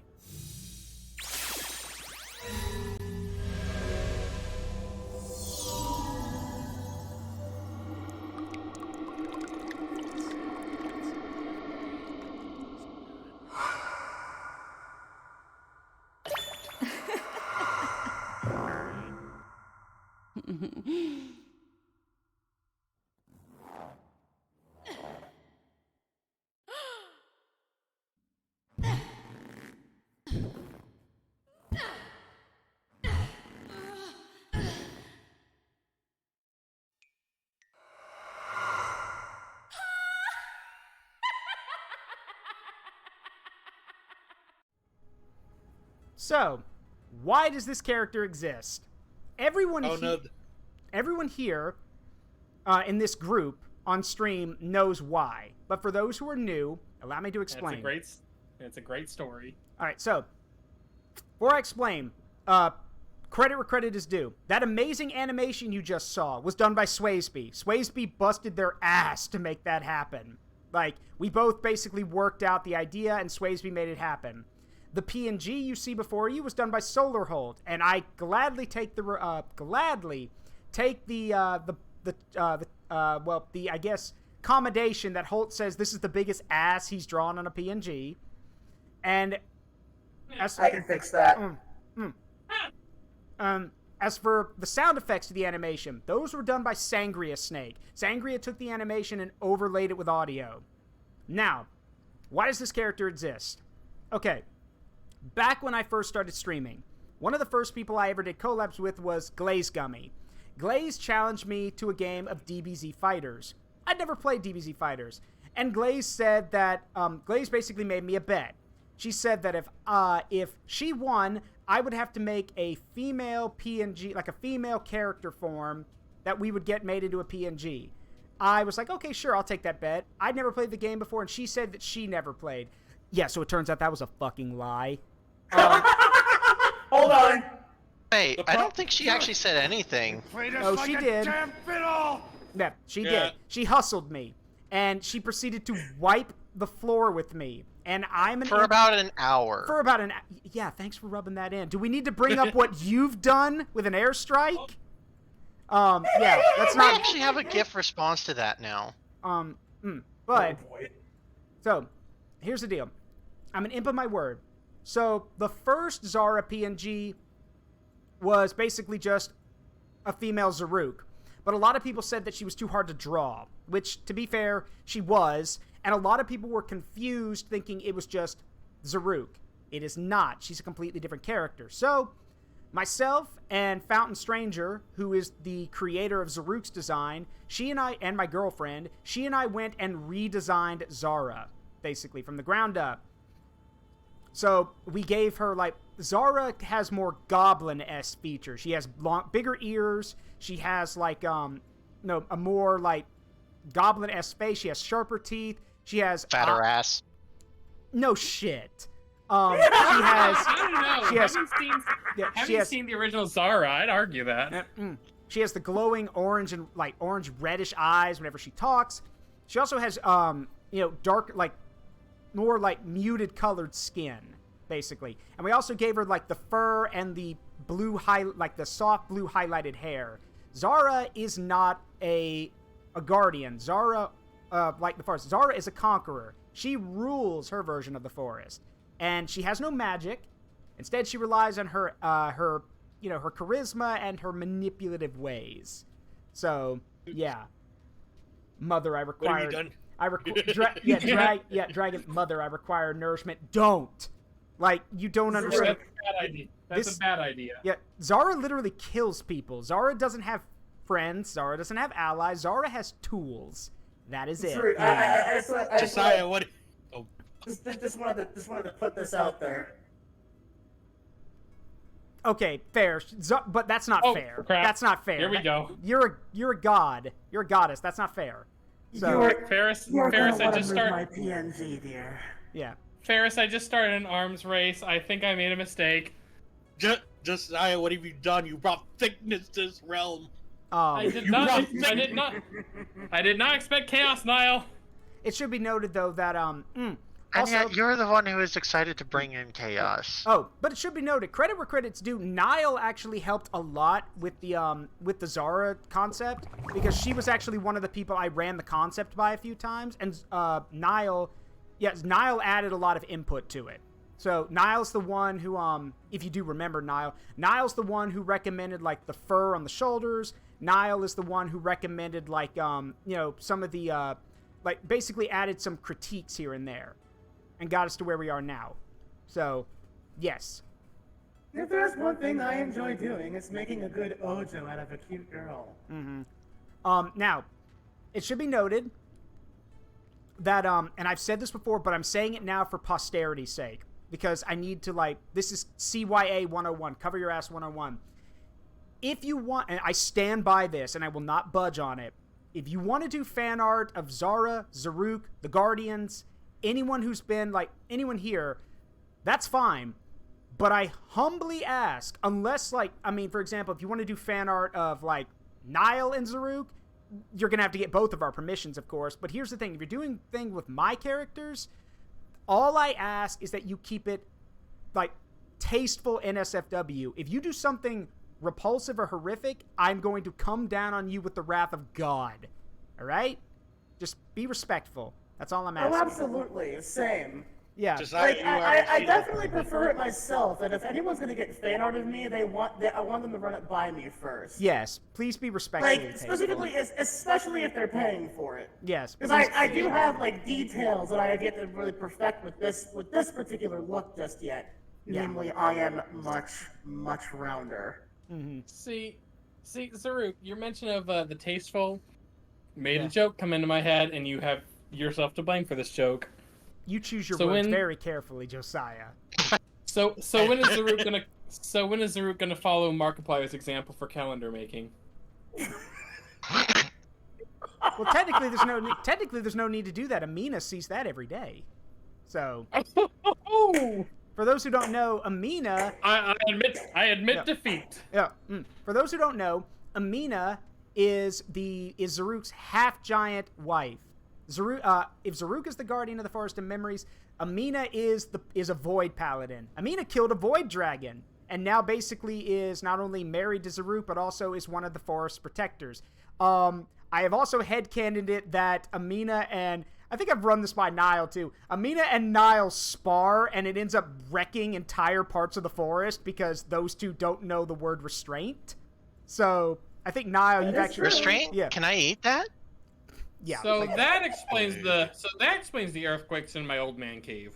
No, that was probably maybe, but that might also be Mel, Queen of the Gold Dragons. Like, look, I've told this before. There's a lot of possibilities for that, John. There are a lot of, like, the people who are either guardians or part of the Discord or friends of mine are part of the lore, because it's kind of hard to take me seriously with Zara right here, but try to take me seriously on this. Everyone who's helped me get to the point where I am now is part of the lore. Everyone is part of this adventure in some way. Everyone is part of the world that I built because they all helped me build it. So that's how it stands. Nile has a temple and a shrine dedicated to her in the Forest of Memories. Mel is the Melfaluz, or Queen Mel of the Gold Dragons, is in charge of guarding the Fountain of Youth. Like, everyone has some part in the story to play. Wait, you still call it that? What? I'm surprised you haven't changed the name to Fountain of Transformation. It still makes people young. It's not my fault that it does other stuff. Yeah, for those who don't know. No, for those who don't. Let's just say that there's been. Yeah, that's what happens. One too many bathers. That's what happens. I'm giving the eyebrow. Yeah, that's okay. Lore dump. Basically, and if you watch the fan art thing over here on the left, you'll probably see the large gold dragon. The Queen of the Gold Dragons is responsible for protecting the Fountain of Youth. Problem is, the Fountain of Youth's waters come from a waterfall that the Queen of the Gold Dragons sometimes resides under. This causes dragon scales, which are magic in nature, to make their way into the Fountain of Youth. This causes the fountain to take on various magical properties, and this now means that, yes, coming to the Fountain of Youth will give you eternal youth, but it would also transform you, because alteration magic. So... And in this case, it's roll the dice. Yeah. Also, Panda says, bunny suit is good. You want to put Zara in a bunny suit, go for it. If you think you can fit it in there, go for it. Hey, wait a minute. That's your own risk. Now I have the weird thought. What's up, Zaruk in a tuxedo. That whole fucking... I'm sorry, that whole fucking gold scale in the water shit, that's my gimmick too. What the fuck? Hello? Well, Mel just tossed the idea. Mel has many different forms. And we just liked the idea. So if it's your idea, I guess we have that. Wait, haven't we made the joke that this whole lance shares one brain cell? I mean, honestly, I don't know if we haven't. Like the one brain cell that's way past warranty and that we can't exchange. Well, that's why I spend most of my time. Infinitesimal, infinite possible cosmic tier power. Itty bitty brain cell. Itty bitty brain cell. So we'd like to exchange this brain cell. Yeah, it's past warranty. Sorry, you can't share it out anymore. No, Zaruk. Yeah, Zaruk, I'll give you one better. I'd like to return this brain cell. Well, what's wrong with it? I'll tell you what's wrong with it. It's dead. What? No, it's just pining for the fuel. Wait, I just remember. Yeah, I'd like to. Pining for the field? No, wait. What kind of talk is that? I just remember. I'd like to return this brain cell. Okay, well, what's wrong with it? I'd like to return this brain cell. Yeah, I know. Yeah, I got what's wrong with it. I'd like to return this brain cell. I see the problem. I see the problem. I'm glad I actually I'm glad I wasn't able to actually take the drink before you said that. I know someone. Yeah, I know. Yeah, the most overused brain cell, Panda. Oh no. And I know someone out there's going to say, was that a 29 years old with dementia joke? No, that wasn't. That was just the fact that that brain cell is so overused and so drained that brain cell is just absolutely given up the ghost long ago. That brain cell is running on Windows Millennium. I was gonna say it runs on. Fuck you, John. I was gonna say it runs on Windows Vista, but okay. Fuck you, John, because you actually caught me with water in my mouth. Anyway, we've been avoiding this game, so hold on. Let's get back to it. Look, I like how I'm hiding behind Josiah like a shield right now. Look, there's large amounts of cheesecake on screen. I'm pretty sure people are watching anyway. Wait, cheesecake? No. Yeah, because I'm cheesy and I have cake. Yeah. Okay, quick question. That actually brings up a good point. What is, because I actually want to say this. What does everyone think is the most overrated dessert? I'm going to put my foot down. I'm sorry. Cheesecake, I love it, but I do think cheesecake is overrated. What about everyone else? I'd say the answer to that is cake in general. Cake and cupcakes. Okay, fair. Cupcakes. Yeah, cupcakes are overrated. Mm-hmm. Actually, no. Because fun fact, cheesecake is not a cake. It's a pudding, if I remember correctly. No, it's not. Oh, it's a pie. No, oh, it's yeah, not. It is. Well, what is it? No, it's not. What is it? It's a tart. Oh, yeah, it is. You're right. Tarts are very different compared to everything else. But the thing is that even expert chefs don't know how to answer that question sometimes, because it has aspects of almost every major non-simple pastry that has filling. So it's its own category at this point. Huh. It's like the Kirin in Monster Hunter. It's so you're telling me... We only call it this one thing because it doesn't fit anywhere else and no one will accept it anywhere else. So you're basically telling me that it's an ungodly abomination of a dessert, basically. And it's my fucking favorite. It is... To repeat something I mentioned earlier... Yeah? They mentioned Zara in a bunny suit, but that put an image in my head. Oh, boy. Oh, no. Oh, no. Go on. Zaruk in a tuxedo. Yeah, no, I'd be down with that. Oh, that would be fancy. Mm-hmm. Zaruk. Put on the bunny suit, coward. Zaruk walks. Okay, tell you what. Someone tell you what quieras las dos? Why not both? Put Zaruk and Zara in a bunny suit, and then put both in a tuxedo. If Helltaker has shown us anything, it's that you can make someone look good in a tux. Yeah, girls in suits are hot. That's what Helltaker reminded everyone. Better idea. Zara in bunny suit, Zaruk in tuxedo. Outfit swap. Zara teasing Zaruk that he doesn't fill the bunny suit. He makes his ass bigger to fill the bunny suit. Oh boy.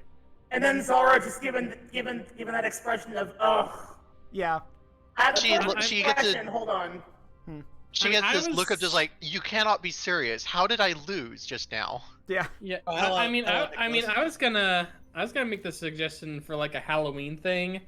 Zaruk as one of the James Bonds, preferably the best James Bond. Name which one? There's which one? Which one? I'm gonna say it. Good. Like Connery. Bullshit. Bullshit. Here we go. Are we about to have... I like Connery, but I prefer Pierce Brosnan. Okay, I will say Pierce Brosnan's good. I was ejected from the land. Zaruk, dial your speed back. I did. Just saying. I did.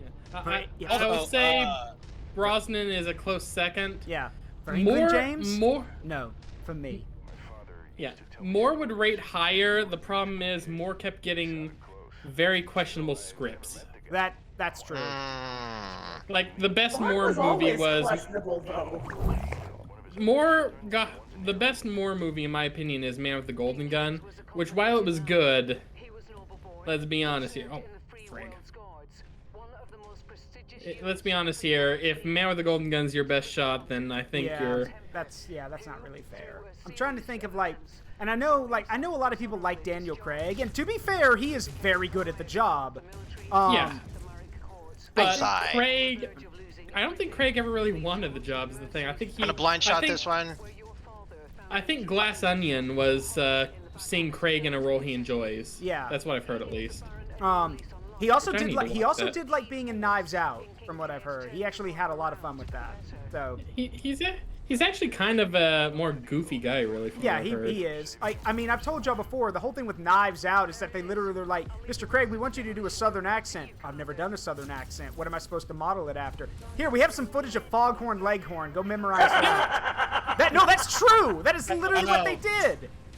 I love it. Zaruk. So if you go watch Knives Out, Daniel Craig talks like he belongs in a 1950s Southern movie because he's Okay, I need to bump. Sorry. Go ahead. No, but I need to bump that up my watch list now. Holy shit. Yeah, it's really good. Oh, it's good. No, but Zaruk. CT?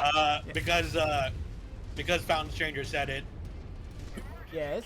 I know, I see it. I'll do it. Yeah. I got it. I was already doing it, but all right. What is she doing? The care package. Self-care. Got it. Do the things. Yeah, but Daniel Craig is like Daniel Craig has one of those guys where like he's a very laid back kind of actor. You've seen him do a lot of funny stuff. I'm not saying he's not a good James Bond. He is, but I think he captures really more of like the spy aspect of James Bond, the more professional aspect. And that's again that's not a bad thing. What happened to my armor? I don't know what happened to it.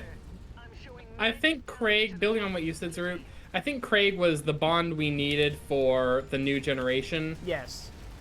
Because it's like we can't just keep doing what the Bond thing was, sadly. Like they had. Because like while they I said, love the classic movies. Yeah, it's like they said in Epic Rap Battles of History. It's like, or maybe they should cast a Bond who's actually English. Psh, why, pussy, aren't you the cunning linguist? Like where like they have Daniel Craig, James Bond arguing with Austin Powers, and then Sean Connery shows up. James Bond, Sean Connery shows up.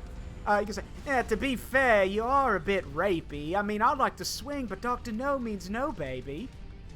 Like, if you, like, to be fair... There was a lot of shit they could... There was a lot of shit in the old James Bond movies they couldn't get away with today. I showed that epic rap battle to my dad, who's a big James Bond fan, and I remember when he saw that, he was like, ooh, he goes, yeah. He goes, yeah. There's a lot of really questionable stuff. That's the reason why Brosnan beats Connery for me, was because Connery's Bond came off as a little bit sus. Yeah. Yeah. Fun fact, do you guys know? Fun fact, do you guys actually know Brosnan actually for a while had career as like a stage actor for a while? Oh yeah. Yeah. He was also in that movie, was it Mars Attacks, and he played like a very brain dead president. Yeah, very funny character. He was also in Mamma Mia, which I went and saw with my mother for her sake. Yeah. And, He's also done like a Western show that I've got on my watch list, and I need to see it. Because Pierce Brosnan as a Western, like late 1800s gentleman is something I need in my life. The dude's a phenomenal actor. That was weird. Bullseye!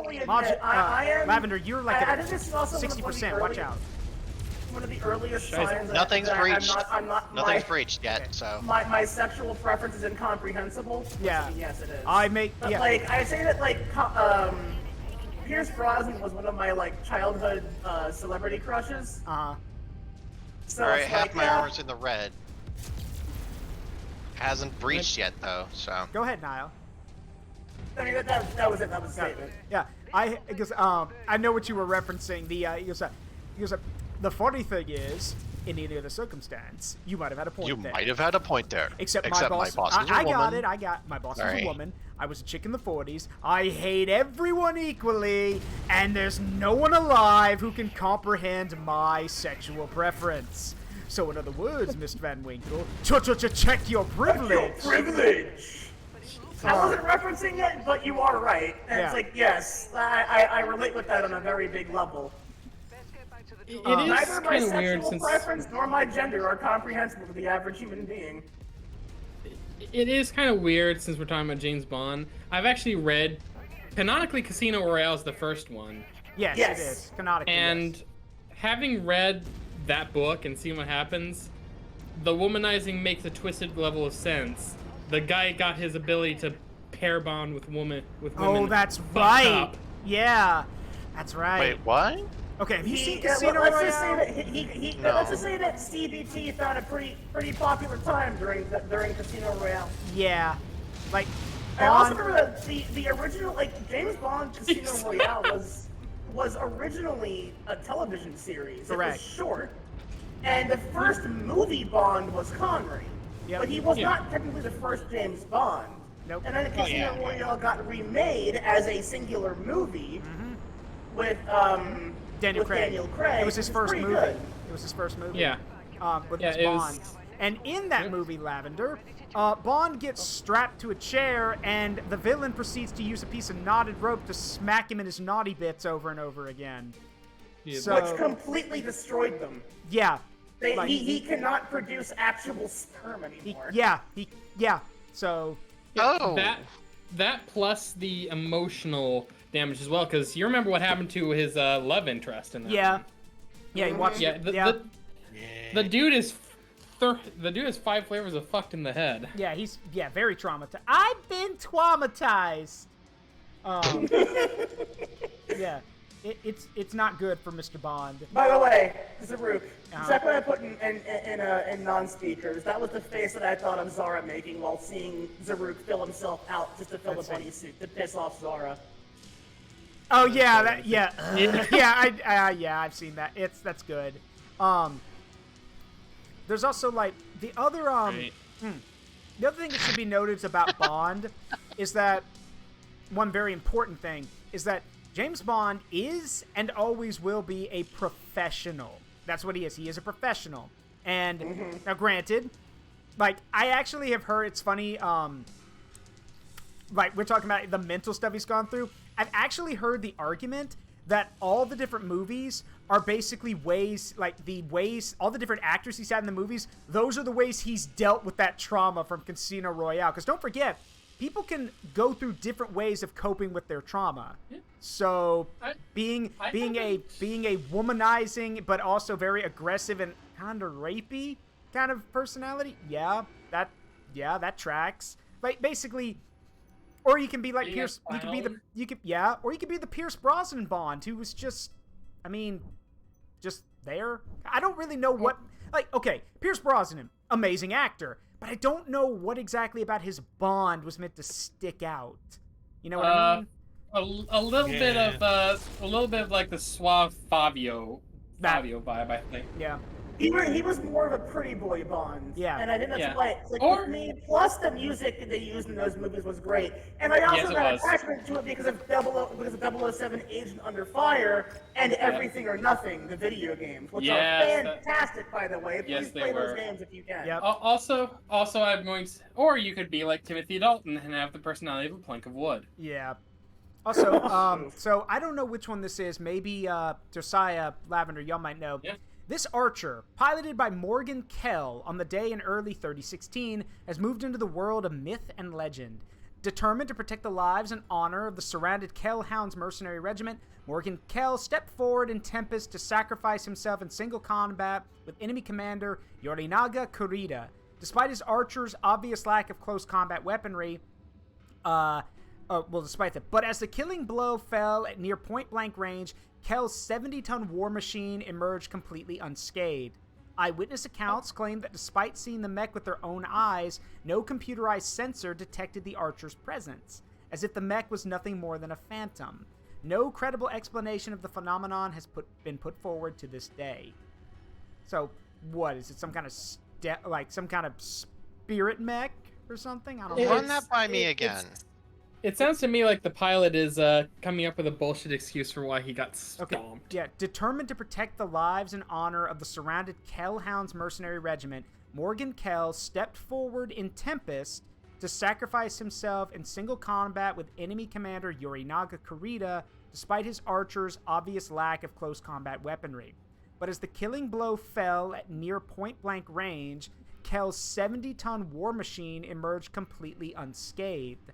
Eyewitness accounts claim that despite seeing the mech with their own eyes, no computerized sensor detected the archer's presence, as if the mech was nothing more than a phantom. No credible explanation of the phenomenon has been put forward to this day. I guess you could say that mech's name was Camouflage. I get that. Wasn't the first James Bond actor gay? Wait, wasn't Sean Connery? No, Sean Connery. Wait, was he? Are we referring to the one that might have been the one that was before? Pierce Brosnan is gay, to my knowledge. I didn't know that. I think he's bi or gay. Yeah, he's one. And even if he's not, he certainly comes off like so. Okay, so hang on. This George thing has Lazenby... a Guardian ECM suite. Yeah, it does. So I did want to talk more about. I know what it is. I know what Dragon's referring to. Dragon's referring to George Lazenby, who was even before Sean Connery. Yes, that was the TV series, I think, right? Something like that, yeah. But go ahead, Ferrus. Oh yeah, no, like Morgan Kell is, well, okay. So first off, Morgan Kell's a Steiner. He was granted the title of the Grand Duke of Arc Royale.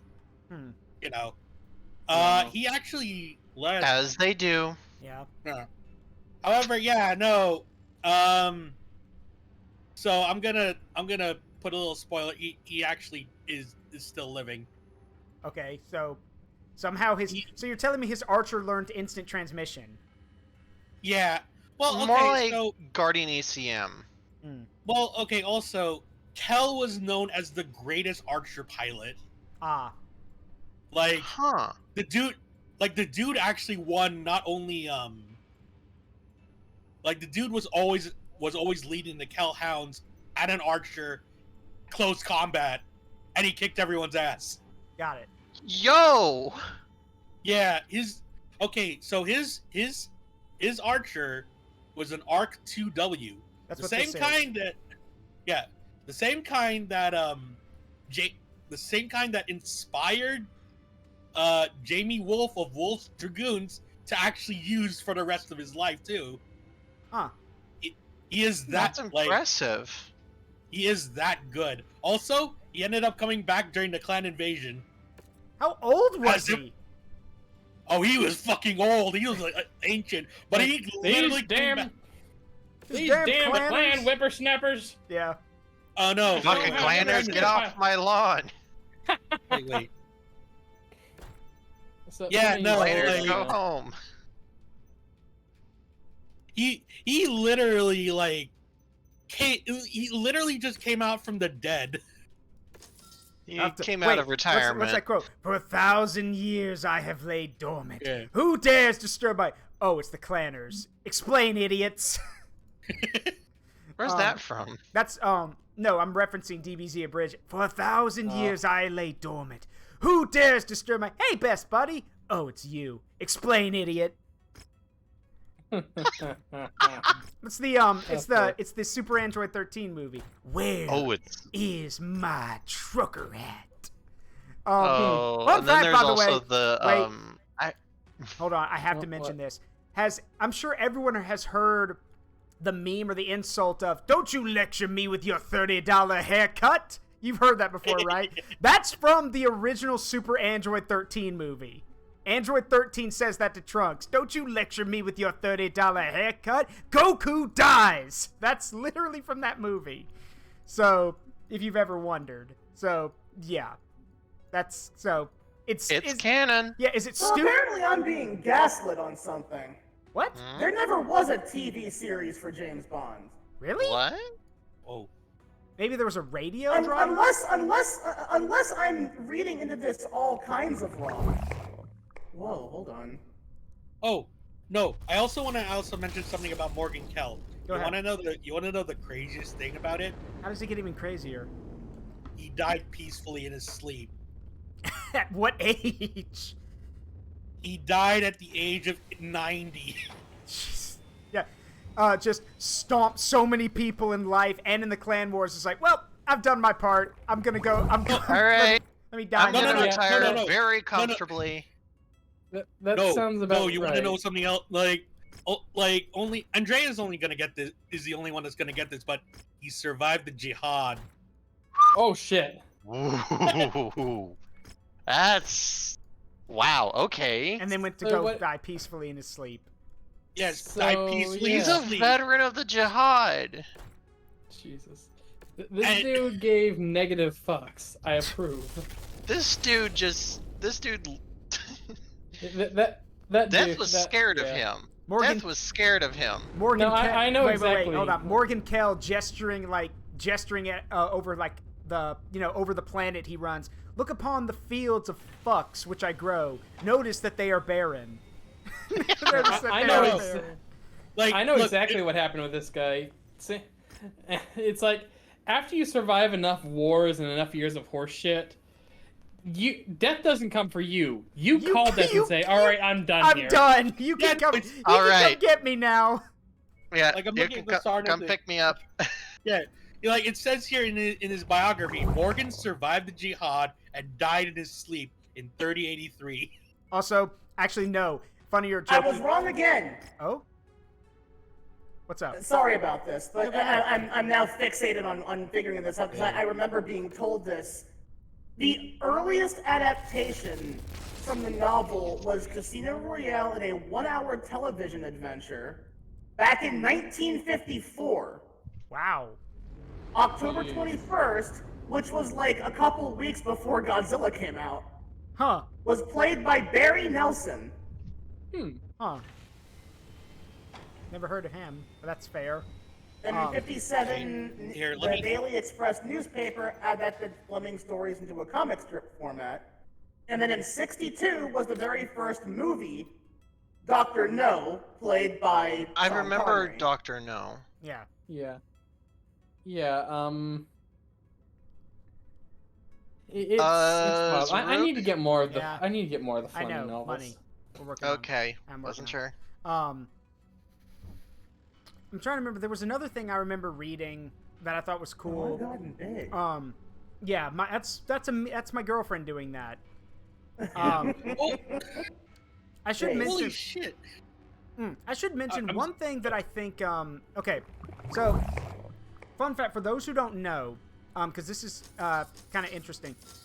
Sir Ian Fleming, that's his name, right? Yeah, Sir Ian Fleming. Sir Ian Fleming is one of those like his I'm trying to remember. Sir Ian Fleming, I'm trying to remember, was he part of the lost generation of World War I, or did he grow up in World War II? I'm trying to think. I don't remember, but all I can say to you right now is that apparently he was close friends with Christopher Lee. Yes. Christopher Yes. Lee. Do you know how many people Christopher Lee rubbed shoulders with? It is insanity. Yes. Christopher Lee knew J.R.R. Tolkien. He rubbed shoulders, Oh. with Sir Ian Fleming. He rubbed shoulders with so many people. Like, it is insanity. It's wild realizing how many of these people knew each other. Because another thing, did you know that Tolkien and C.S. Lewis were actually really good friends? Yeah, they were. Yeah, I think they actually yeah. bounced ideas off each other when they were writing their respective series. Yes, they did. Probably, So yeah. wild. Yes, they did. It should also be noted that okay, I have to tell y'all this because I think it's hilarious. So, this is so dumb. Well, okay, cool fact and then a fun fact or funny fact. So the cool thing is, the number one and 2 most read books in through all time is actually the Lord of the Rings series, The Hobbit and The Lord of the Rings. Though, the trilogy, they are the most read books. Period. Surprising no one. Mm-hmm. Surprising no one. Second, as a fun fact, I hate this is this thing, but someone told it to me, and it is like, what's that quote from that guy? He said, he goes like, I'm going to hell for saying this, but it's in my head now, so now it's in my head, so now it's in yours. Somebody openly asked me. I have a friend who is agnostic, and he actually loves the Chronicles, he loves the Chronicles of Narnia. He loves C.S. Lewis's stuff. And again, C.S. Lewis's stuff is really good. And he asked me, he's like, hey, so good question. I've been reading because I've just finished the Narnia series, so I gotta know, Aslan is supposed to represent Jesus, right? I'm like, vaguely, yeah, that's supposed to be the idea. He's like, okay, so does that make Aslan Jesus's persona? Yes. And I was like, okay. I was like, I hate that you're asking me this question. I actively hate this question. But I mean, it's even worse that it's not wrong. Yeah.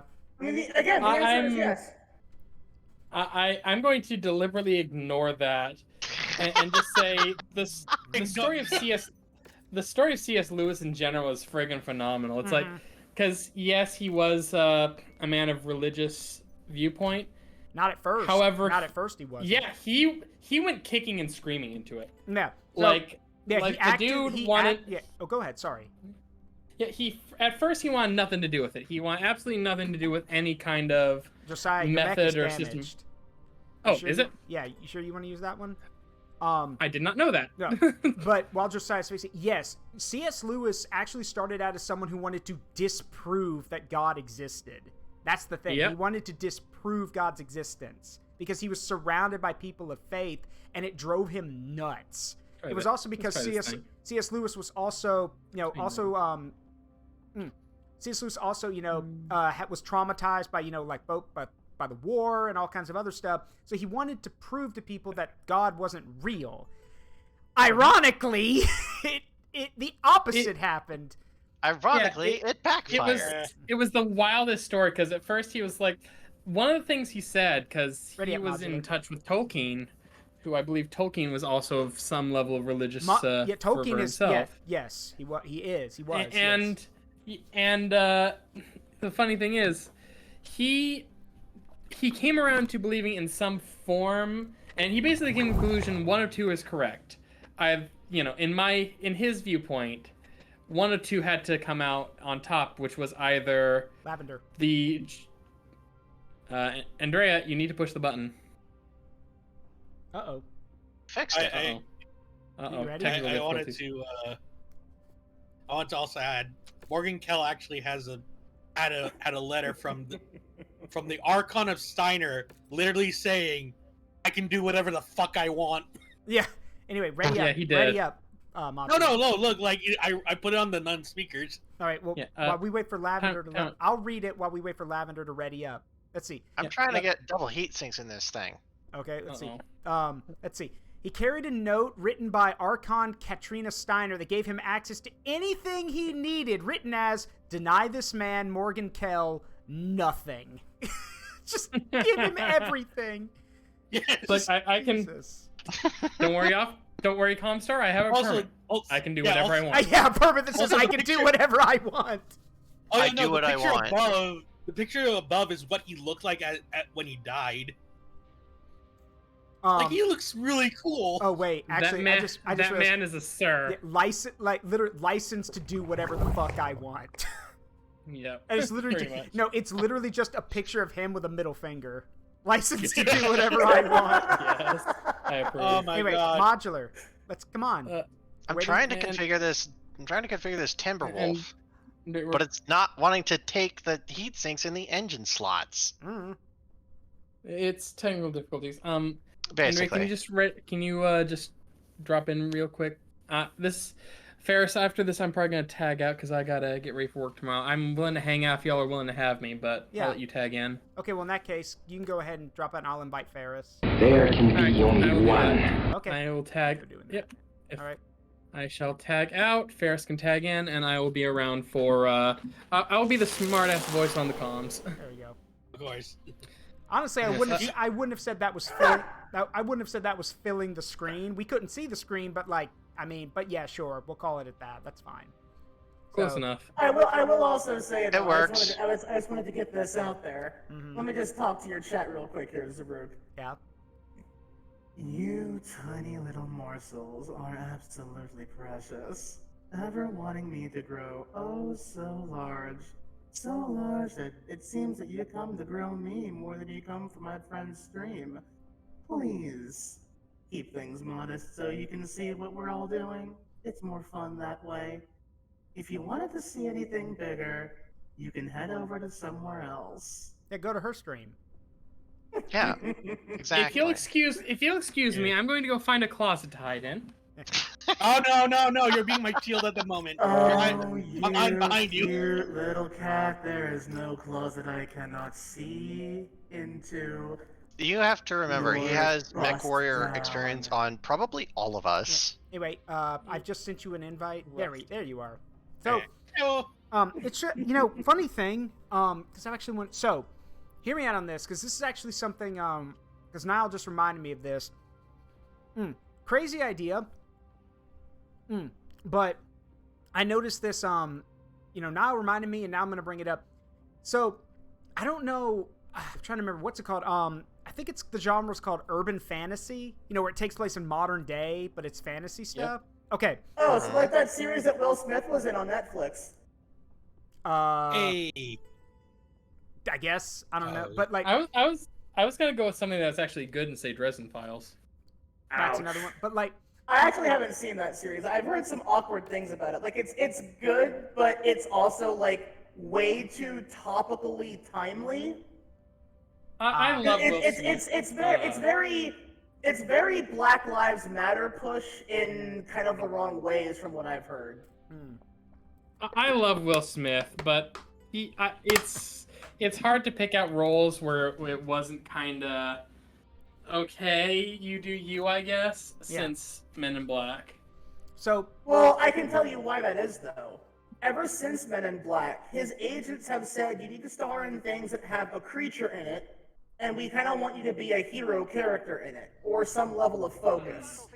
Yeah. And it's worked for his success, but then I also haven't really kept up with his career, though. So I think the last one that I remember watching all the way through was, what, Men in Black 3? Yeah. Which wasn't bad. Weird angle, but I like it. Also, I'm gonna say him trying to push his son into a career didn't do him any favors. That didn't work. This is Jaden Smith, I'm sorry. Dropship. No. Oh god, it's Wolf's Dragoons.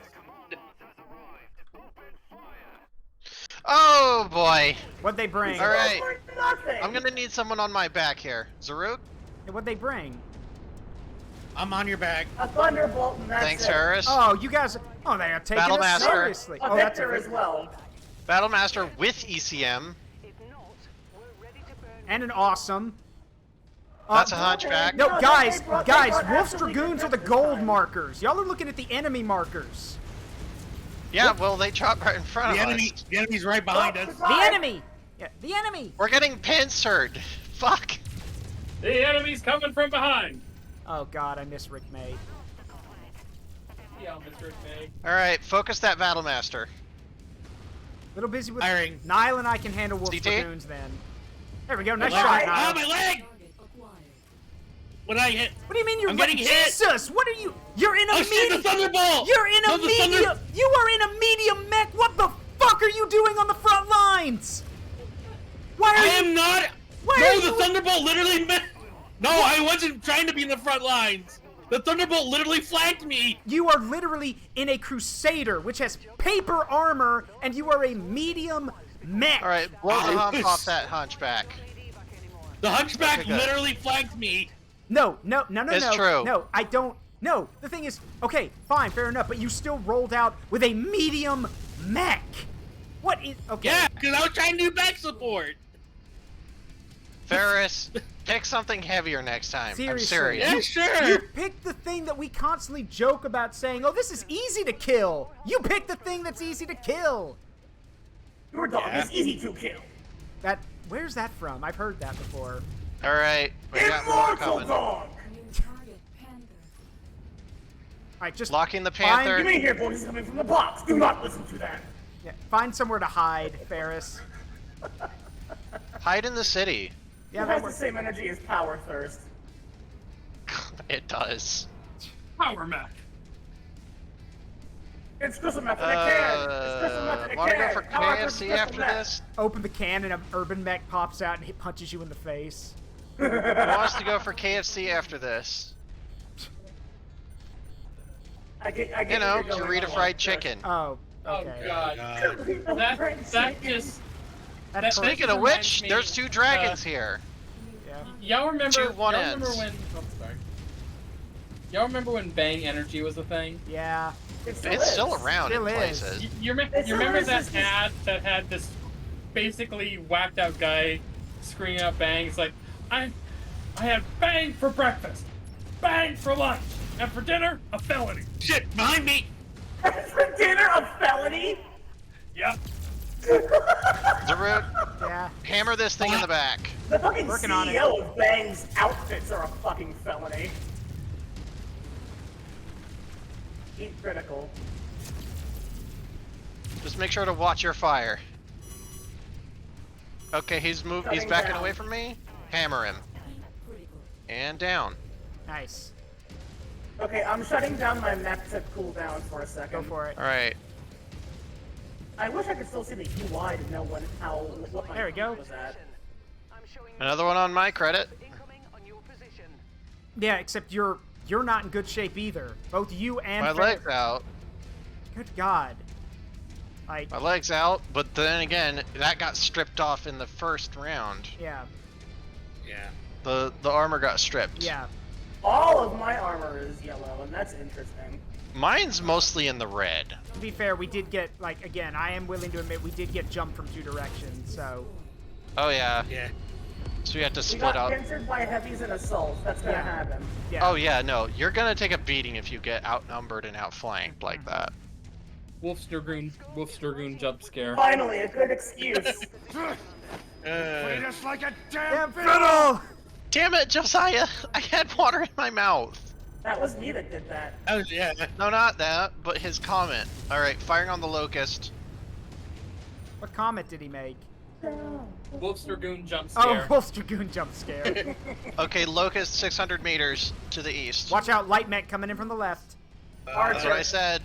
That's what I said. Okay. Oh, those All right, you inlays little are bastard. cute. They're coming in. CT? Behind you. Whoa! Assault mech. Yep. Cyclops. I see it. Missed. They're both packing. Locust is dead. The locust. Well, one's one dead. fleet, one down. Watch out, Nile. I see it. Okay, it blew. You little bastard. Hold still. Yeah, no, this is the Zaruk. Put your back to a wall. Trust me on this. This is a trick I learned from Mechwarrior Online. Yeah. Cyclops down. There we go. There we go. Aye. Alright. Get Gauss rifled. I'm very good Bye-bye. with Gauss rifles. We got one more to deal with, and we can get out of here. Yeah. I was hoping we could make some extra money here on a Warzone mission, but yeah, we got 2 people who are basically... Yeah, no, we just got Yeah, jumped. we got jumped. bad. So... Alright, locking. Wait, I think he's Claire? stuck. Hold on, I want to go look. I think he is stuck. Yeah. Nope, he's dead. We got Fucking it. hell. Alright. If he was stuck, that just made our lives easier. Yeah. Yeah, I hate to say it, but that mission basically went, yeah, we're gonna make some money on this run. Gentlemen, I regret to ladies and gentlemen, my apologies. I regret Ladies to and inform you gentlemen. that was a lie. No, I regret to inform you that Wolf's Dragoons. Yeah, yeah. Damn it, Nile!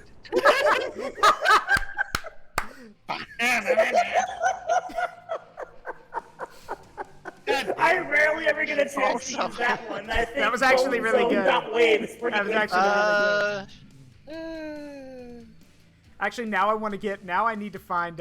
I think if someone clips that, I'm going to ask Cataclysm. I'll find a picture of Wolf's Dragoons. And for that clip, whenever that happens, we'll just flash up a picture of Wolf's Dragoons when that audio plays. Oh no! Better yet, you need to have it set up so that every time that audio plays, like you can have a redeem or a bit redeem or something, where every time that plays that noise, but a random image of the dragoon of the Wolf's Dragoons logo will shows pop up. up somewhere on the screen. That actually would be pretty funny. I got One. Jeez, Yeah. I just saw the damages on Yeah, that Crusader. they Jeez, messed also up. your pilot's out. Yeah, not dead, I hope. Yeah, no, injured No, for 2 injured. months. For 2 months. For 2.5 months. No, another package. 2.5 months. Another package from Mr. Green has arrived. This one carrying Star League grade weapons. Fahad seems to be shaken as to how our benefactors come across all of this stuff. I mean, Star League. I mean, I'm more interested in the money. Star League era equipment. That's not really small laser, pulse laser. Oh well, I mean, okay. Technically, some of the tech is old, so I guess that makes sense. Yeah, no, Star League era, that's all right, I'm jumping, usually the spicy stuff. Yeah, I'm jumping us to an industrial hub because we got fucked. So, also, not sure if you saw what I posted earlier. Let me see. When you were trying to bring up what I did. All right, hold on. Let's see. What is where'd you post it? It's in non-speakers. Oh, Josiah's in the ship command unit watching the battle. Oh, actually, yeah. Everyone look at non-speakers. That's actually really good. That's basically, yeah. Josiah is basically the bridge crew. Yeah. Josiah's bridge crew. Like, boss, I hate to break it to you, but you don't pay me enough to fix that shit. Yeah. Also the thing of I'm gonna pretend I didn't see that. Hold on. Wait, isn't he blind? Yes. I have someone who wishes to say something. Hold on a minute. I need to bring in Nova for 1 moment. Hold on. Oh boy. Oh yeah, didn't Ciabatta say it? Didn't Ciabatta say that they recently Yeah, Ciabatta's got Mechwarrior 5. He loves the game and he loves the Archer. So at some point we will nicely coerce him into the drop ship. And by nice. Oh yeah, no. To that end, we should find. We should get more non-stream LRMs. Yeah. Anyway, go ahead, Nile. Ferrus, if you have a death wish for both you and your mech, next time let me know. I will do it myself. Cut the man a break. It's not his fault he went out with a medium mech. But I'm pretty sure it's his fault. Nova is someone who really does not like the idea of someone just doing that to spite everything. Nova understands, but also does not give a shit. Nova is in charge. For those who don't know, Nova is in charge of the first of all, maintenance. Our lance is called the Bloody Magpies. Nova is in charge of maintenance and is also in charge of finances. Well, okay, partially in charge of finances. It's mostly my job. Resources and repair. Yeah, and she does not. She takes personal umbrage when any of the mechs come back with avoidable damage. Also, spoiler alert, Nova cheat. Spoiler alert, Nova cheats in cards. Ask me how I know. How do you know? Did you lose in a game of cards? Because Noah fleeced me at cards. Yeah. Also, Ferrus, I'm gonna ask you this once. Yeah. Please stop leaving takeout containers in my mech. I mean, for those who don't know, for those who don't know, Ferrus's whole thing is that Ferrus, being a cyborg, can literally interface with any mech system. And we've also, early on when we started streaming this as a group, there was actually a thing where Ferrus's mech burst into flames with him in it. He wasn't dead. His mech just burst into flames for some reason in the cockpit. What was the joke, Ferrus, where you were like, this is fine.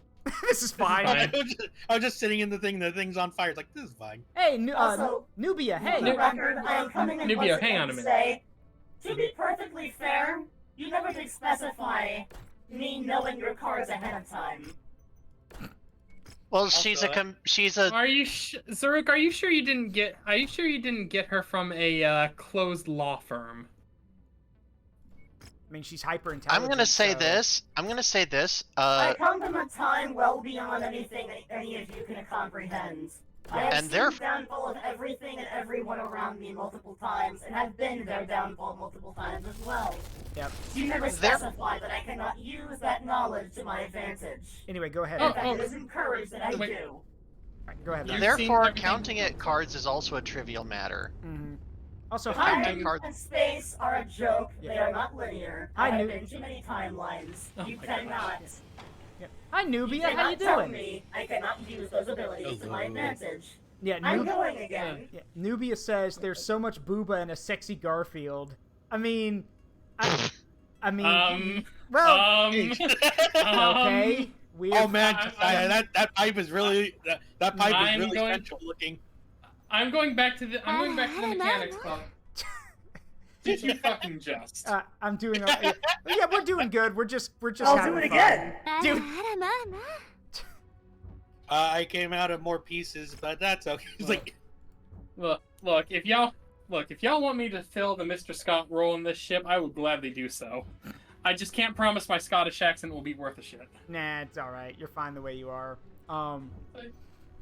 But yeah, Nubia, these are my friends we've got from left to right. We have we got my friend Modular. You gonna say hi? Hi. Yeah, I was about to say. We have Mama Nile. Yeah, we have Mama Nile in her chaos form. Hello, Gordon. Hello, Gordon. We have freelancer Josiah, who uses the Garfield PNG. Oh, hi, Mark. And then hiding behind the Garfield PNG is Ferrus Axel. I'm hiding for a good reason, honestly. Yeah, and you already know me. I'm Zaruk Windcaller. But yeah, hello, Gordon. Ferrus. All right, wait. Ferrus is hiding because Garfield, as we've learned, is an immortal, eternal being. You know, he's an eldritch being. We've seen like Garfield is eternal. And Nile, I don't know if you have it on your soundboard yet, but because you played it, I have to say, look out, Gordon! Haunted boobs up ahead. If you're tits, big one. Yeah.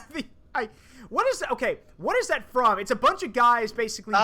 Making. I can tell you. Okay, what is it? It's called Half-Life AI or something along those lines. Yeah, Half-Life, but the AI is sentient or self-aware. I don't remember which one it was. Half-Life, but the AI is self-aware. That's what it was. Yeah. So the general thing is that they did voice recordings for all the characters from other people, but I think the responses are like picked out from an AI on response from the player. So like the AI responds with those random voice lines depending on what the player is going through at the moment. Got it. Also, why am I still injured? Nubia says awooga. I mean, yeah, like you haven't. Yeah. You have like wait, Nubia. Do you know who Zara is? I don't know how long you've been here, so I don't know. Do we have to summon her again? The animation. I only play the animation once per stream, so that's how it works. So. I was not aware. But yeah, well, it's a rule I made, because that way we don't have to keep stopping the stream and everything. Fair enough. Alright, I mean, granted, some people may prefer that. Wait, we gotta wait. They want to see more. Alright, anyway. I was actually gonna ask a favor of Nile real quick. Mm-hmm. You see that Timberwolf with the streaks? In the mech list? What about them? You see all those engine slots? Wait. See all those engine heatsink slots? What are you thinking? Wait, what are you talking about? I don't know. Wait, which one? Like I said, the Timberwolf that has streakets around. Timberwolf in Bay 1 or the one that has no ammo in it? The one without ammo. Okay. What about all those engine slots you see? Wait, hold on. The engine heat sinks. What about them? I want that whole shit filled up with double heat sinks. Because for some reason the game wasn't letting me put them in. I'll do it. Thank you. The Timberwolf. Okay, hold on. Thanks. Oh. I think it's. Won't let me do it either, huh? The one that's the one that's still autocannons on it with LBX. Yeah. LBX autocannons. Yeah, that one. It won't let me do it either, huh? Yeah, me neither. Do what? Put heat sinks in it on the center torso. It won't let me do it either, huh? Yeah. It's letting me do it. You have to click on the slot. I am. It wouldn't let me click on the slot. Weird. Yeah, me neither. It's kind of weird. Anyway, then yeah, you go ahead and install them real quick. Mm-hmm. Bearing in mind You want that jump Timberwolf is technically jets? Oh, we don't have any jump jets available right now. Yeah, no, jump jets we can sort those later, or use or put the tonnage into more ammunition. Yep. All right. Well, in that case, I'll speed this along. So- All right. Do you want to wait for that Timberwolf to be done, or are we going now? I think we can go now. Panda says they've invaded the Discord. I mean, joined. Welcome. Make yourself at home. Bring more reinforcements. Send dudes. Don't you mean send nudes? No, I'm in a fight. I need reinforcements. No, they're slaughtering us. Send dudes. I Need more power. I love that. Yep. Perfect. Machine. I will. I will break. I'm trying to trying to think of. I love that whole speech of his. Also, the fact that if you interrupt him playing the organ, he literally slams it shut because of how upset he is. Perfect. Do you want me to play the entire thing again? Yes, do it. Can you tell Gianni to follow me? No. Oh. I'm gonna message Gianni right now. Hey, can I pay you to come into my Discord? You come VC into my. Yeah. and yell at me for 2 minutes. There we Zaruk, go. slow up. You know what he says. 20 minutes later. Oh, holy shit, Gianni. Holy shit, it's Gianni. Get on the Discord. I'm stuck. Oh my god. Hold on. Give me just a second. Hello? You're working fine. Oh shit, hold on. They can't hear you. Okay, now they can hear you. So, can you start over? You come into my DM, ask for my time, tell me to come into your little call and amuse your viewers as if I'm some tool to be made use of. Voice actors are booked for an hourly rate, Travis, and mine is $200. And you asked for a rush order today, so that will double the rate. It'll be $400 for this little sadomasochism section. Why? I hope you're prepared to pay the fucking piper. Oh, and by the That's way, why. you need to rank up your fucking style points, Travis. Try switching weapons from time to time. It's disgusting the way you play. Do you take Arby's gift cards? Fucking die. And then wait. Next. Wait. Also, do a video on Super Mario Sunshine, bitch. Okay. Bitch. Josiah. Josiah. Wait. Josiah, did you just make all my medium lasers chain fire? Maybe. I'm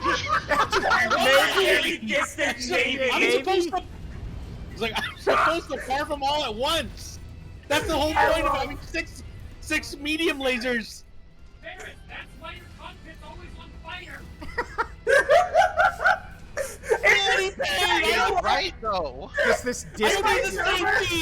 Just this distant. In my server, we recently watched Destroy All Monsters, and there's a scene where like a bunch of dudes are trying to fire this laser that like, and the laser cable keeps catching on fire as they're constantly trying to break something with it. So it's like. That's all I imagine is like that theme where it keeps smashing between Ferrus's face sweating and the lasers firing, the entire cockpit's on fire. You mean that gif? You mean that gif of the soldier with the headphones who has to keep wiping his head because of how sweaty it is? Like how like. Well, yes, that like visually works. But there's a scene in. Oh god, that's a. That's what you're trying to think of. I'm gonna pop that thing's head. Give me that shit. I want it. What you're trying to think of, that GIF that you're thinking of, that's from Airplane. Oh, it is? Yeah, it is. Got it! Nice. Head popped! Mine. Black Knight, take it down. Oh! Head popped! I just realized Coming behind you. Yeah, I just realized what that sound effect is. If you hear that beep beep beep beep, that's literally the game saying, hey, you're shooting a friendly. That's what that sound effect is, huh? Interesting. I'm getting really good at popping heads. Yeah? So no head? So no head. I was about to say so no head. So no head. No. No eject? No, yeah.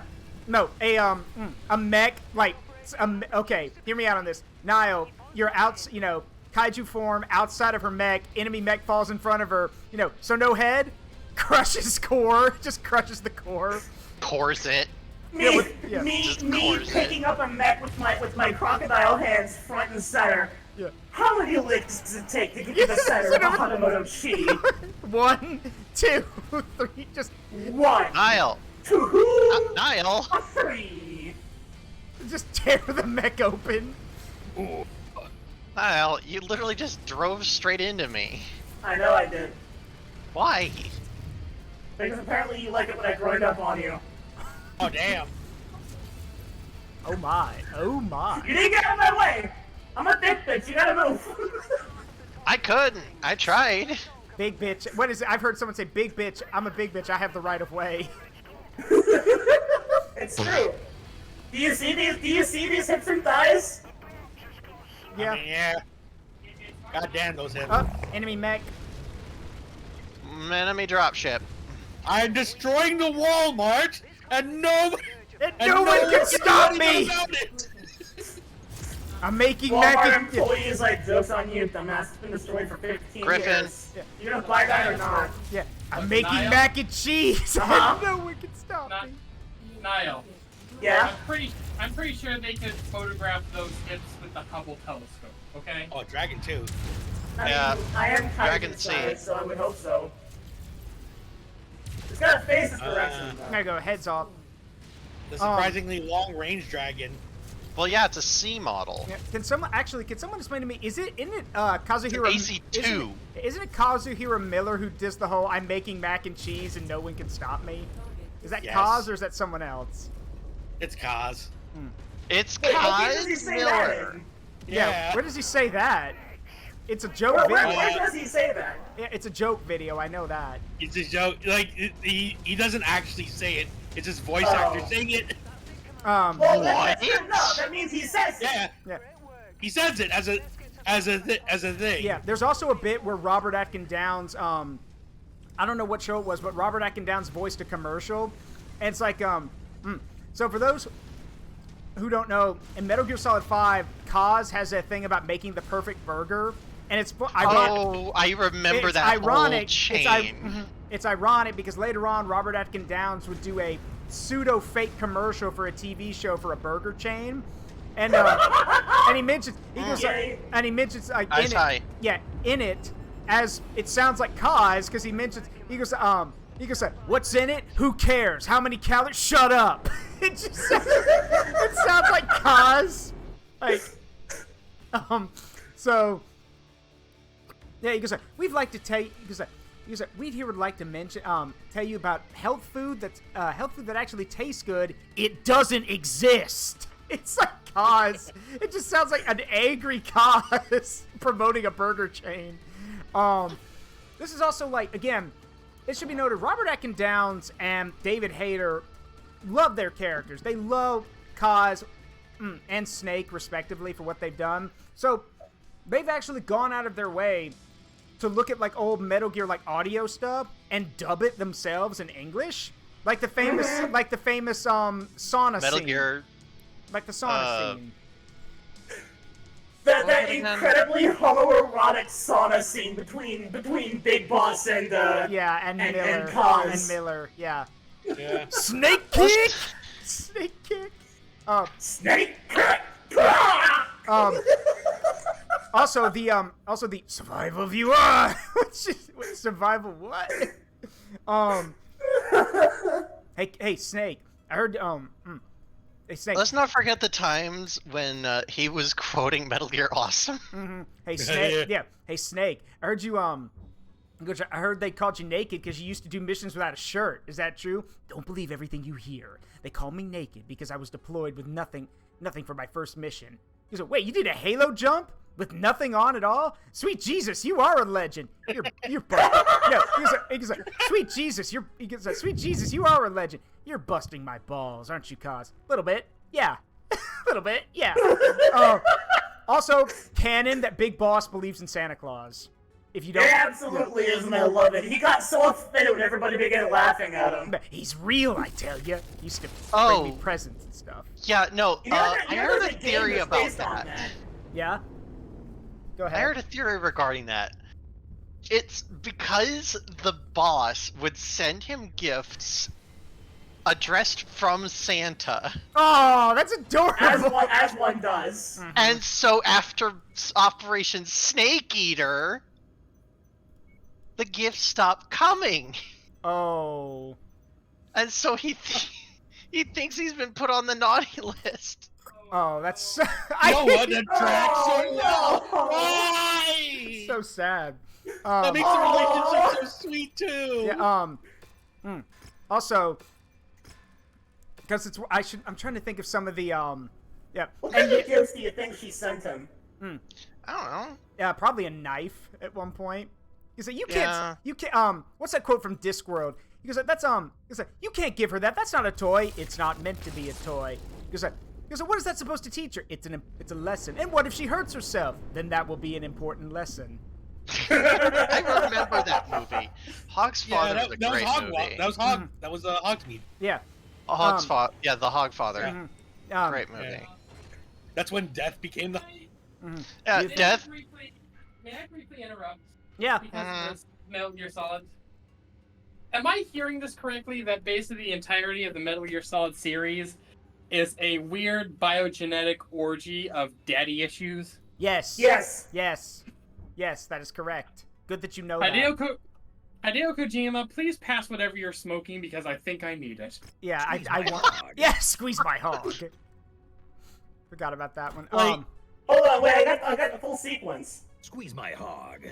Fuck you. Whoop, no, wrong one. There we go.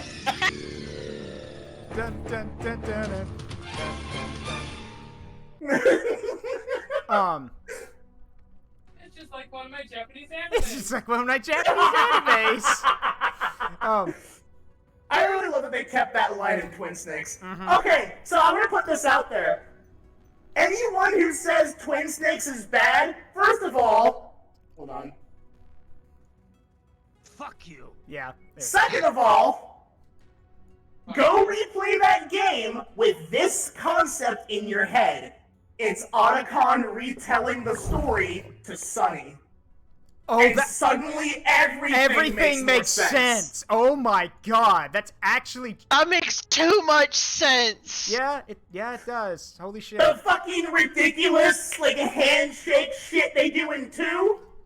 Yeah. The fucking snake Arminos. jumping from missile to launch one at Liquid. Everything makes sense. Yep. If you view it from that lens. Mm-hmm. Yeah. Did you guys see that video basically of Snake just walking through like a boss through the Metal Gear Solid story? Did anybody else see that video? Oh yeah, that one. It's fantastic. I don't remember what it's called now. Damn it. It was a font. You know, Cam Clark and David Hay have a channel, or Cam Clark has a YouTube channel where he and David will just do some silly shit. I remember the night before Metal Gear was one of my personal favorites. Have you guys? Okay. So I don't know if you guys have heard of him, but there's a guy named like George Solanok. I think that's how you say his name on YouTube. Who usually like every few days does playthroughs of different Metal Gear games. But every time he gets to the end of the original Metal Gear on MSX, at the end of it, after Snake kills, well, it's not Big Boss, it's Venom Snake. Like that's confirmed canon. Venom Snake is the one who dies at the end of the original Metal Gear. Yep. And in it,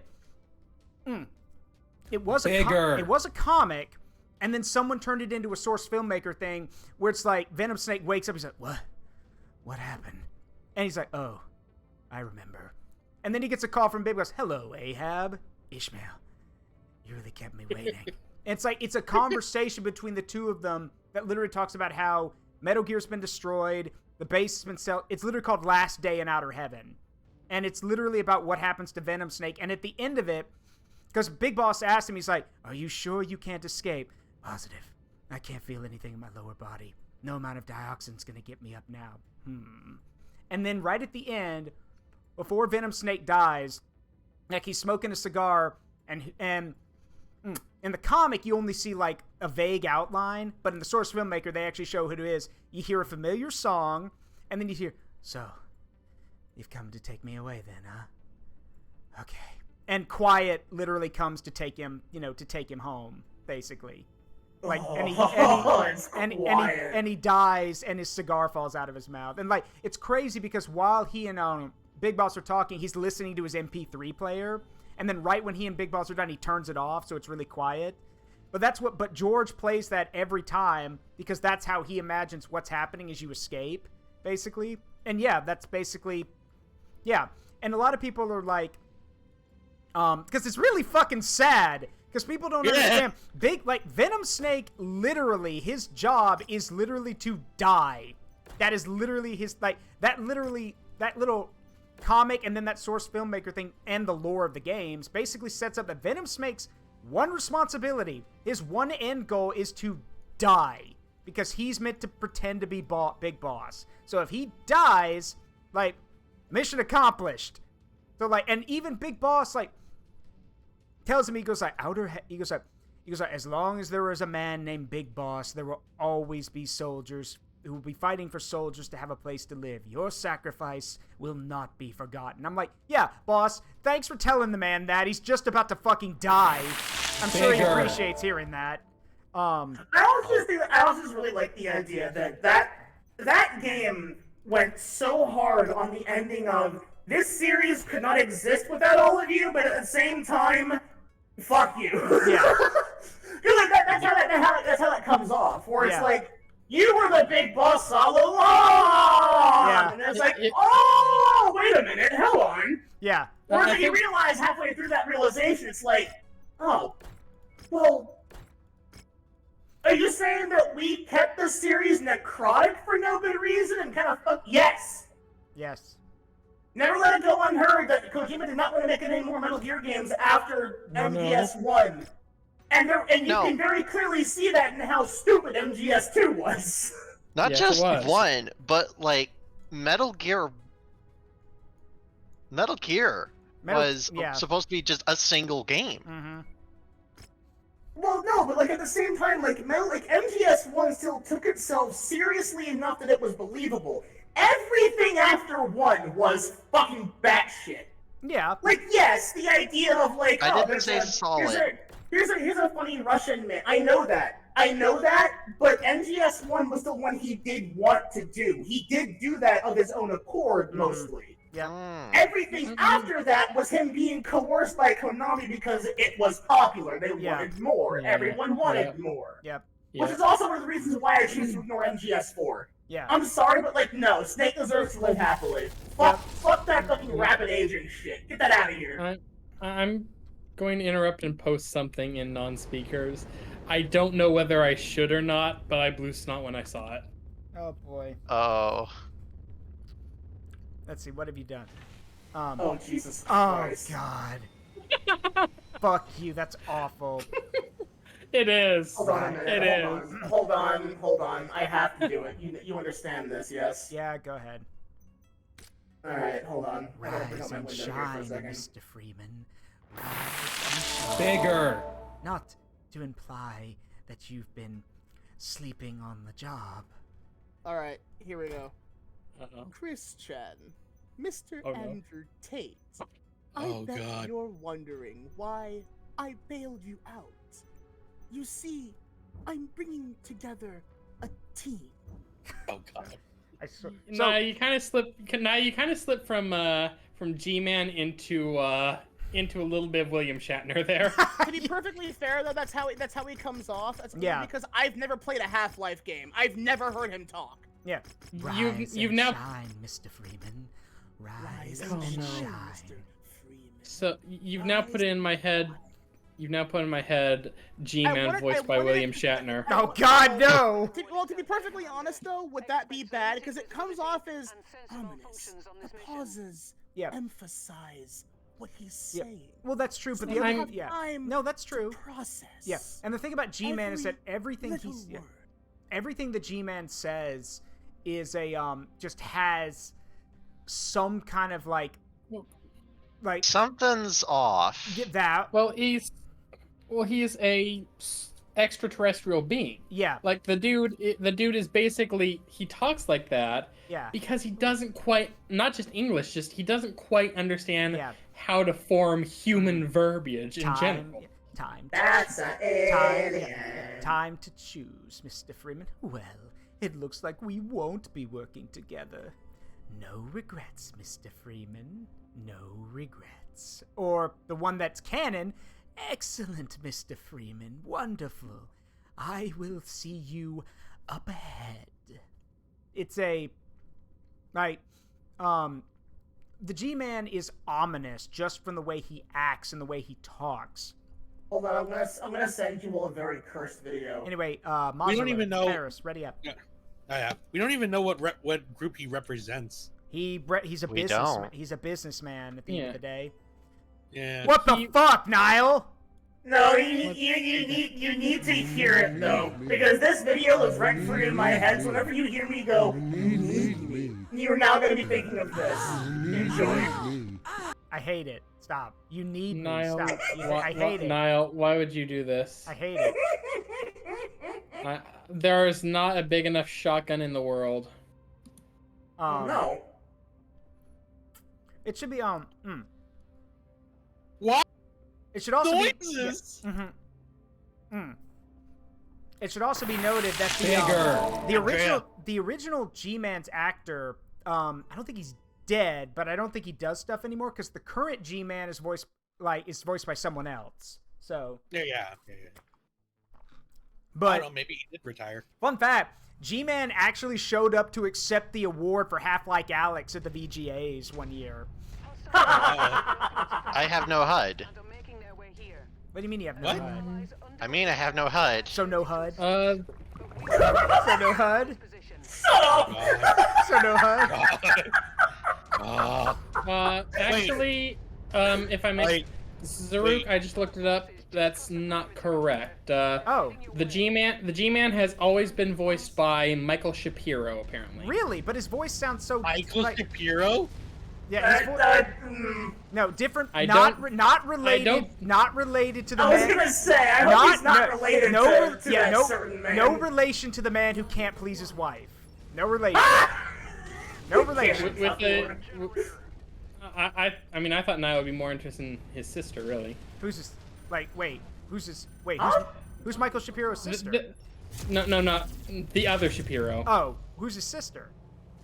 There was a joke. I exist in weird places on the internet. There was a thing for a hot minute that was revealed that apparently Ben Shapiro's sister is stacked. And the internet subsequently lost its shit poking fun at Ben Shapiro. It's like, so now it suddenly makes sense why he has so much trouble with women. I couldn't even see anything for a second because that hunchback literally unloaded everything right in front of me, and I didn't even take damage. Well, that's weird that Michael Shapiro still plays. Another problem now. It's still weird that what's your problem? What's the problem? Weapon access is. Wait, your weapons are offline? Well, some of them are. Wait, did you guys put ammo in, right? I'm pretty sure I put ammo in the hoppers. Pretty sure it's not. Like, does it say ammo or anything? Yeah, there's counts. Okay. He also apparently voiced Barney Count. No, Araminos. He also apparently voiced. Sorry, go ahead, Josiah. He also apparently voiced Barney. No, because hey, me, Gordon, it's Barney from Black Mesa. Bigger. And yes, I see. What do you mean no HUD? I mean no HUD. What store are you in? I'm at the HUD store. Why can't you find any HUD at the HUD store? Fuck you. That joke will never not be funny. Hello? I need backup. Can you come here? Well, I can't. I'm at the HUD. I'm fine. I'm looking for my HUD. Well, hurry up. We'll find it and get over here. I can't find it. What do you mean you're looking for your HUD? I mean I can't find it. Well, get out of the HUD aisle. All right, you don't have to shout. Get out of that mech. All right, you don't have to shout at me. There's no HUD. What do you mean there's no HUD? I mean there's no HUD. There's no HUD. Get another mech. What mech are you in? I'm at the... I'm in the HUD mech. What do you mean you're in the HUD mech? I'm at the HUD store. I'm not getting missile locks either. This is Oh, what God. store are you in? The problem is I've had that issue before. You have to restart the game to fix that problem. God. I'm at the soup store. Why are you buying clothes at the soup store? Fuck you. And so I have a fun story about that, by the way. Yeah, what you got? That was based on a real conversation Purple Eyes had with a friend of his. Oh God! Is that a commando? All right. Fucking commando. It's a cicada and a Jenner. The story that I heard goes like this. He got back into contact with a friend he hadn't talked to in quite a while. Uh-huh. And he goes, oh, I haven't talked to this guy. I'm going to give him a call, see how he's doing. And he calls him. Shit. And he goes, hey, how are you? I'm doing okay. Cool. What are you doing right now? I'm eating fried chicken. Oh, okay. Where are you at? I think he said he was in line at a grocery store, in line at a clothing store, and he was so baffled by that mental image that's like, oh, I have to make that into a joke. I have to make that into a joke. And the and the deeper irony, I've talked about this, but the deeper irony is when he says, I'm at Soup. Fun fact, that is an actual place. Soup is it's called that. Soup is literally a store for pregnant women. It's a maternity store. Oh god. Oh god. So again, why are you buying clothes at the Soup store? Fuck you! Makes even more sense now. This joke. All right. This joke is so multifaceted. Yeah, it is. I'm going to briefly interrupt. So Mike Shapiro, you know what else that dude voiced? Styles. What? And Oni, Ryan. The fucking easy button. That was easy. That was easy. Really? That's his voice apparently was the easy button. Yeah. 2 Orions, Trebuchet, and oh, we need to secure that trebuchet. Yeah, and a Jaeger mech. Yeah, trebuchet over here. Bigger. Well, now we There we know go. what the G-Man has in it. Now we know what the G-Man has in his briefcase. An easy button. Yeah, that was easy. That would be the greatest fuck you to everybody. I think. How egotistical do you have to be to keep a button of your own voice in your briefcase? Have you seen the G-Man? Yeah, would that not fit his character from what I understand about it, which is very little. Alright, fine. It's weird. It's Punch like I was just reading Punch the him! I was just did. reading an interview. Okay. Apparently G-Man's one of his favorite characters he's ever done. Yeah? It makes sense. Closing. Closing. The voice lines I have heard, I see the shot still coming. I said closing. Yeah, stop shooting. We're hitting. Stop shooting. Oh wait, that's not us. That's our Friendly allies. fire isn't. That's our allies shooting at you. We can't stop them. That's the AI. as well. That's the AI. There we go. So that thing has been pretty well Black Knighted. Yeah, Black Knighted? What? Look here, you bastard! You've got no arms left. Yeah, you got no arms left. Yes, I have. Yes, I have. Look. That's just a flesh wound. Look, stop that. I'll have your leg. I'm glad you're the one watching our pilot feeds. Right, I'll do you for that. You what? Come here. What are you gonna do? Bleed on me? I'm invincible. I'm invincible. You're a loony. You're a loony. You're a loony. Okay, since we're all right.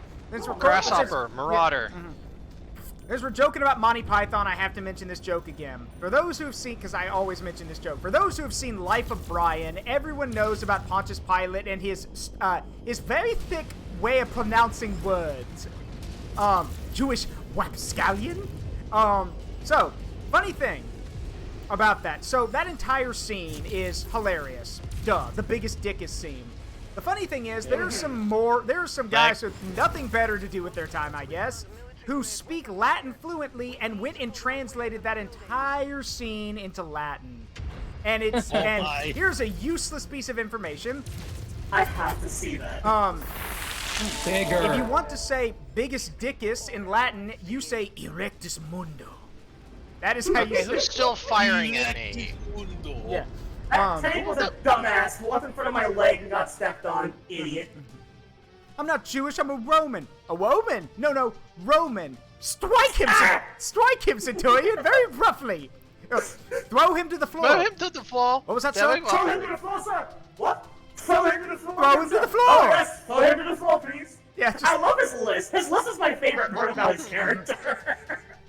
And then at the end of the movie, Biggest Dickus shows up. shows up, yeah. And he has the same list. Yeah, no, he has a different lisp. Yeah.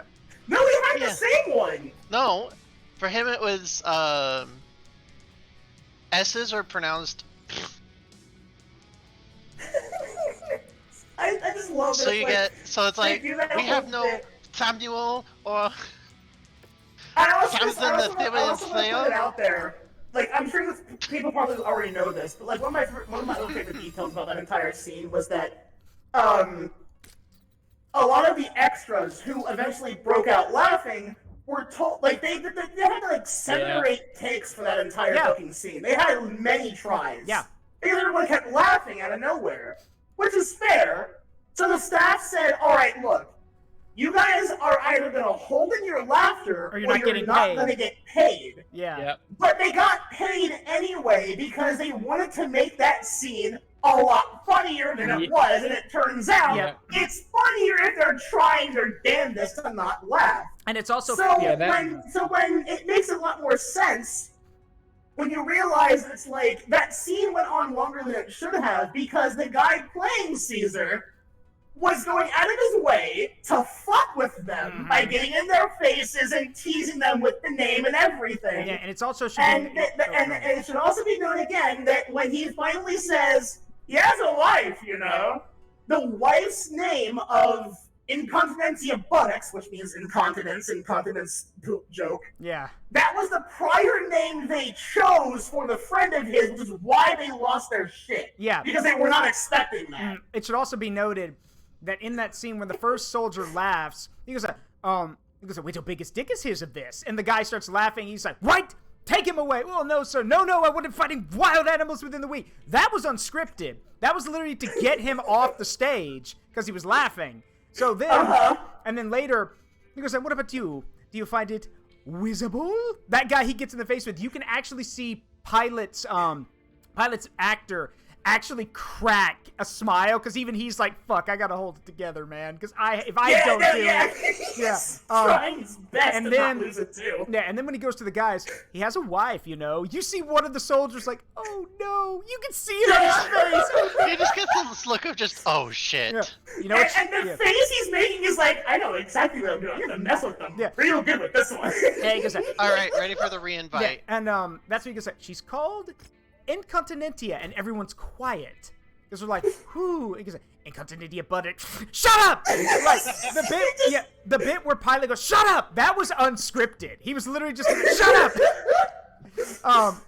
It's also because like the same can also be said for a lot of the things in Holy Grail. Yeah. And one of my favorite facts about that is that that ending was ad-libbed. 100% ad-libbed. Yep. And the reason why they had a full fight between the French and King Arthur's men planned for this, but they were so over budget they couldn't do anything anymore. Yep. But it also got a little bit more. There are more interesting bits here, because I read that apparently they were just that filming was just cursed. Yeah, like unironically cursed. Yep. The hotel they were staying at had no hot water, or had like an hour's worth of hot water every day. So everybody scrambled after filming to get in a hot shower. It was constantly cold and rainy. And apparently during filming, the guy that played King Arthur, I always forget, Graham Chapman? Yes. He had a very bad drinking problem at the time. Oh no. And everyone else in the group said, you either clean your shit up or we are firing you indefinitely. You need to get your shit together. And he got his shit together. Thankfully he did. Yeah. Thankfully he did. But like, and apparently just like that whole shebang was fucking cursed. Mm-hmm. That somehow makes it funnier to me. Because honestly, I think that cop-out ending was infinitely funnier than what they could have done. So also fun fact, if you know the scene where they're like running away from the monster, you know, and then he's like, when suddenly the animator suffered a fatal heart attack. Fun fact, the animator who's like, and then dies of a heart attack, that's the only American on the team. It is. He turns up in other points in the film too. Yeah, he does. Do you remember the bridge keeper? Yeah, that's him. Yeah. That's him. That was him? Yeah, that's him. That's him. The guy in the dungeon, also him. Yeah, also him. But like the thing is, they were like, all right, we need someone to die. You, the Yank, you. Because yeah. Hey, current date, April 1st, 3044. No recent headlines. Yeah. I wonder why. Mm-hmm. Sir, we've got word that like 4 of our platoons have already been completely taken up by a group of only 4 mechs. Say psych now. Good April Fool's joke, Captain. Very, very funny. So this is not a joke. Say psych right now. Say psych say right psych. Say psych Say right psych now. right now. But yanked off that bridge. That's yeah. for sure. There's other stuff too. Like I'm trying to think of some of the other funny facts about that. Funny joke. So there's also the some other funny things about that movie. It should be noted, like the So here's another funny example. For example, the bit where Lancelot goes to rescue that guy, that prince or whatever, from the castle, you know, and he's right, you know, ha, hey. I found a note. Yeah. So funny thing about that guy, that entire bit was actually supposed to be about Lancelot going into a gay relationship with that guy. because in the musical in Spamalot, that is exactly what happens. Like Lancelot has his own musical number with that guy. I've seen Spamalot when it came to my hometown with that guy, and during the performance, like, not only did they like strip Lancelot of his armor. First of all, he's wearing like a metal codpiece. I should mention as a joke. But yeah, at the end of the thing, Lancelot ends up with that guy, and it's also funny because at the end of Spamalot, when they rescue the woman, Arthur's like, he goes, "A fair lady." She gives her name. He goes, "A fair lady, what is your name?" She goes, "You may call me Guinevere." And all of the other knights literally say, "Oh fuck," on stage, because they're like, "Oh shit, we know where this goes." Oh no! Yeah, we know where this goes. That scene so fucking Bigger. Yeah. Wait. No. Yeah. No. But what's funny about it is because after it was over, I looked at my dad. I'm like, wait a minute. In the mythology, Lancelot's the one who ends up with Guinevere, right? He's like, yeah. I'm like, Lancelot's with the dude. He's like, yeah. And he goes, like, you don't think Guinevere's gonna sleep around with other people? She goes, do you know how many people wanted her hand in the myth? I'm like, oh, didn't know that part. And yes, fun fact, okay, this is gonna be the last mission, but before we start it, I have to mention this because I love how I've told people this. I've even told my father this exact way, and he's like, yeah, no, even I knew that. Here's the thing. So, fun fact. Obviously, like any mythology or any legends, King Arthur's been written by multiple people and has been rewritten numerous times. So, it should be noted that everyone knows who Lancelot is. Everyone knows about Lancelot. Lancelot is somebody's fucking OC. Yep, I knew you were going And the best part is... The guy who made him is French. Yes, Lancelot Duloc. And yes, originally the whole thing with Lancelot ending up with Guinevere was because of a courtly love thing, because, oh, it's beautiful to be like that. And then when they rewrote it and got us to our modern interpretation, all the modern interpretations were like, no, that's bad. And they punished, like, okay, Lancelot still does some badass stuff in the legends, but... Yeah.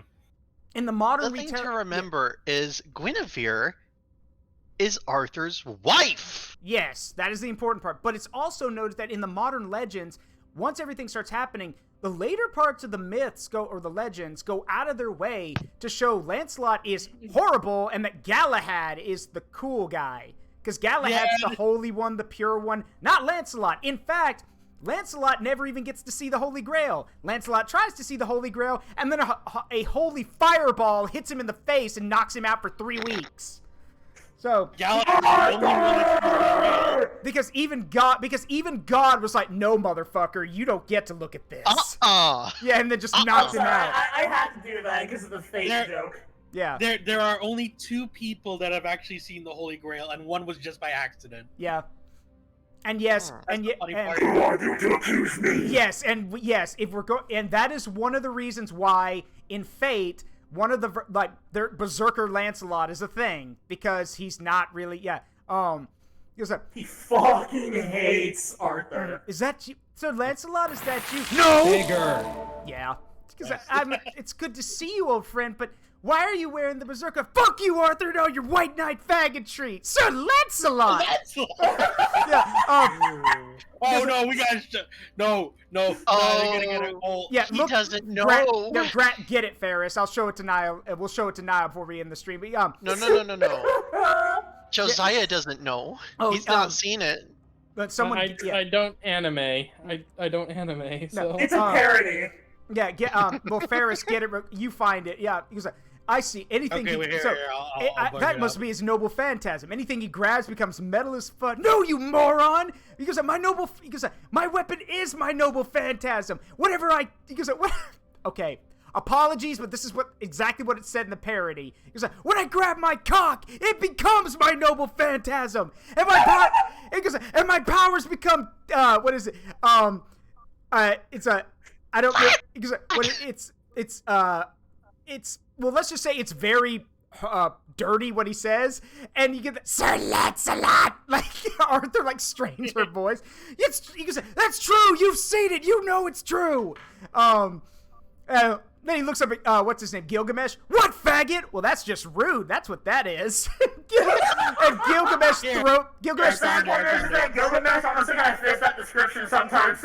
Yeah, and then I love the homoerotic stuff you get between Gilgamesh and my boy Osmandius. Yeah, and then Gilgamesh throws all the spears at him, and Lancelot like literally smacks them all away with his weapon. And Gilgamesh was like, "Well, fuck," and he leaves. And now for you, Arthur! And he starts running across the walls to come and get to Arthur, and then like the dude literally runs him over with a chariot. It's like, oh fuck, dick, bitch! Like he gets run the fuck out. Alexander's just like best shit because fake stories are just ridiculous. No. I got the scene where it's just like all the Lancelot scenes. Yeah. From that episode. Yeah. He goes, hey, I'm just gonna say it. Guy who's not here, totally gay. Now hold on a minute. And then Lancelot like comes out of the ground. And I just love the Sir Lancelot. Is that you? No. Yeah. yeah. In my head, he's like the bashful arms folded bound down by his side. Yeah. Hold on. Where's let me grab it real quick. Okay. Okay. I feel if I may. Oh, sorry. Go ahead. I'm going to actually. I think y'all can hear the audio on my stream if I can hear it too, right? Is that I think so, yeah. For those who are like, I'm gonna play this. My stream. Y'all tell me if you can hear it. I'm just gonna say it. Anyone hiding right now? Totally gay. Did y'all hear that? No. No? Nope. Okay. In that case, let me just. I'm gonna grab this here. Bigger. Tell you what. Rather than doing this last mission, I want everyone to see this because this is just that good. I'm going to let me get it real quick. I apologize. Like, this is good, okay? This is a really good scene. It's really good. So everyone make sure you're watching my stream, and I'm going to get this set up real quick. So. I'm watching it currently. All right. In fact, I'm just going to say it. Anyone hiding right now? Totally gay. Now hold on there! Sir Lancelot! Is that you? Physically No! Yeah. It's good to see you, old friend, but why would you materialize in the Berserker class? You, Arthur! I'm so done with your white knight faggotry! Sir Lancelot! You and your mirrored, polished white knight cock! Sir Lancelot! I can see my face in that shit. Hey, Berserker. I bet I can Lancelot more than you. That pun physically hurt me. You mad? All the time! What a faggot! That's just rude is what that is. Get him, boys! Oh, well. And now for you, Arthur! So that's his ability. Whatever he grabs onto becomes metal as fuck. No, you nigger! My noble phantasm is whatever I touch! Yeah, my idea's better. When I grab my cock, it becomes my noble phantasm! And my ability becomes fucking bitches and cunt splashing! That's what happens, though! You've seen it! Oh, fun! Damn it, fucker! Fuck Harry, asshole! Yes, dick balls! And then Alexander just proceeds to run him over.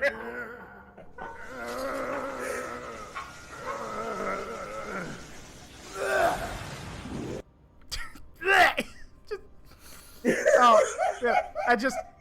You mad? You mad? All the time! I have not had enough. Go on. That requires drugs to understand. Look. The point is that entire that entire little bit is Sir Lancelot. That's the truth, though. You've seen it, which makes me even more concerned. I'm like, do you mean she's seen like you in action, or do you mean she's actually seen it? Like, You and your know. polished white knight cock. I can see my face in that shit. And yes, if you've seen, and yes, for those curious, if you've seen the whole banana rotate, you've seen that meme. That's Berserker Lancelot. Yeah. I love this one comment on it though. Mordred, you ruined a perfectly good night. Artorius says, I want to apologize. Look at it! It has anxiety now! Yeah. Oh my god. All right. I think we're going to call it there. Otherwise, we're going to be here forever. So. Yeah. All right. Yeah, well, That's y'all have entirely fair. Yeah. Y'all have a great night. I appreciate it. And I will talk to y'all later, okay? All right. All right. See ya. Well then, with that little bit of craziness out of the way, I hope you all had a great time tonight. It's always great to be back with the Magpies, having some Mechwarrior fun. It's also good to be with so many different people. As you guys noticed, this is a very interesting group. We do a lot of silly shit. So, we're not going to raid anyone tonight. I'm a little tired after that, and I'm probably going to be quoting Berserker Lancelot for the rest of the night before I go to bed. So, I've been Zaruk Windcaller. I hope you all had a wonderful time. It's been a privilege and a pleasure to entertain all of you. And remember, the memories you make in life, good and bad, make you who you are. Don't change them for anything. I love you guys. I'll see you tomorrow. Tomorrow we're going back to the Great War Western Front. It's another history stream. Hope to see you guys there. Love you all. Bye-bye.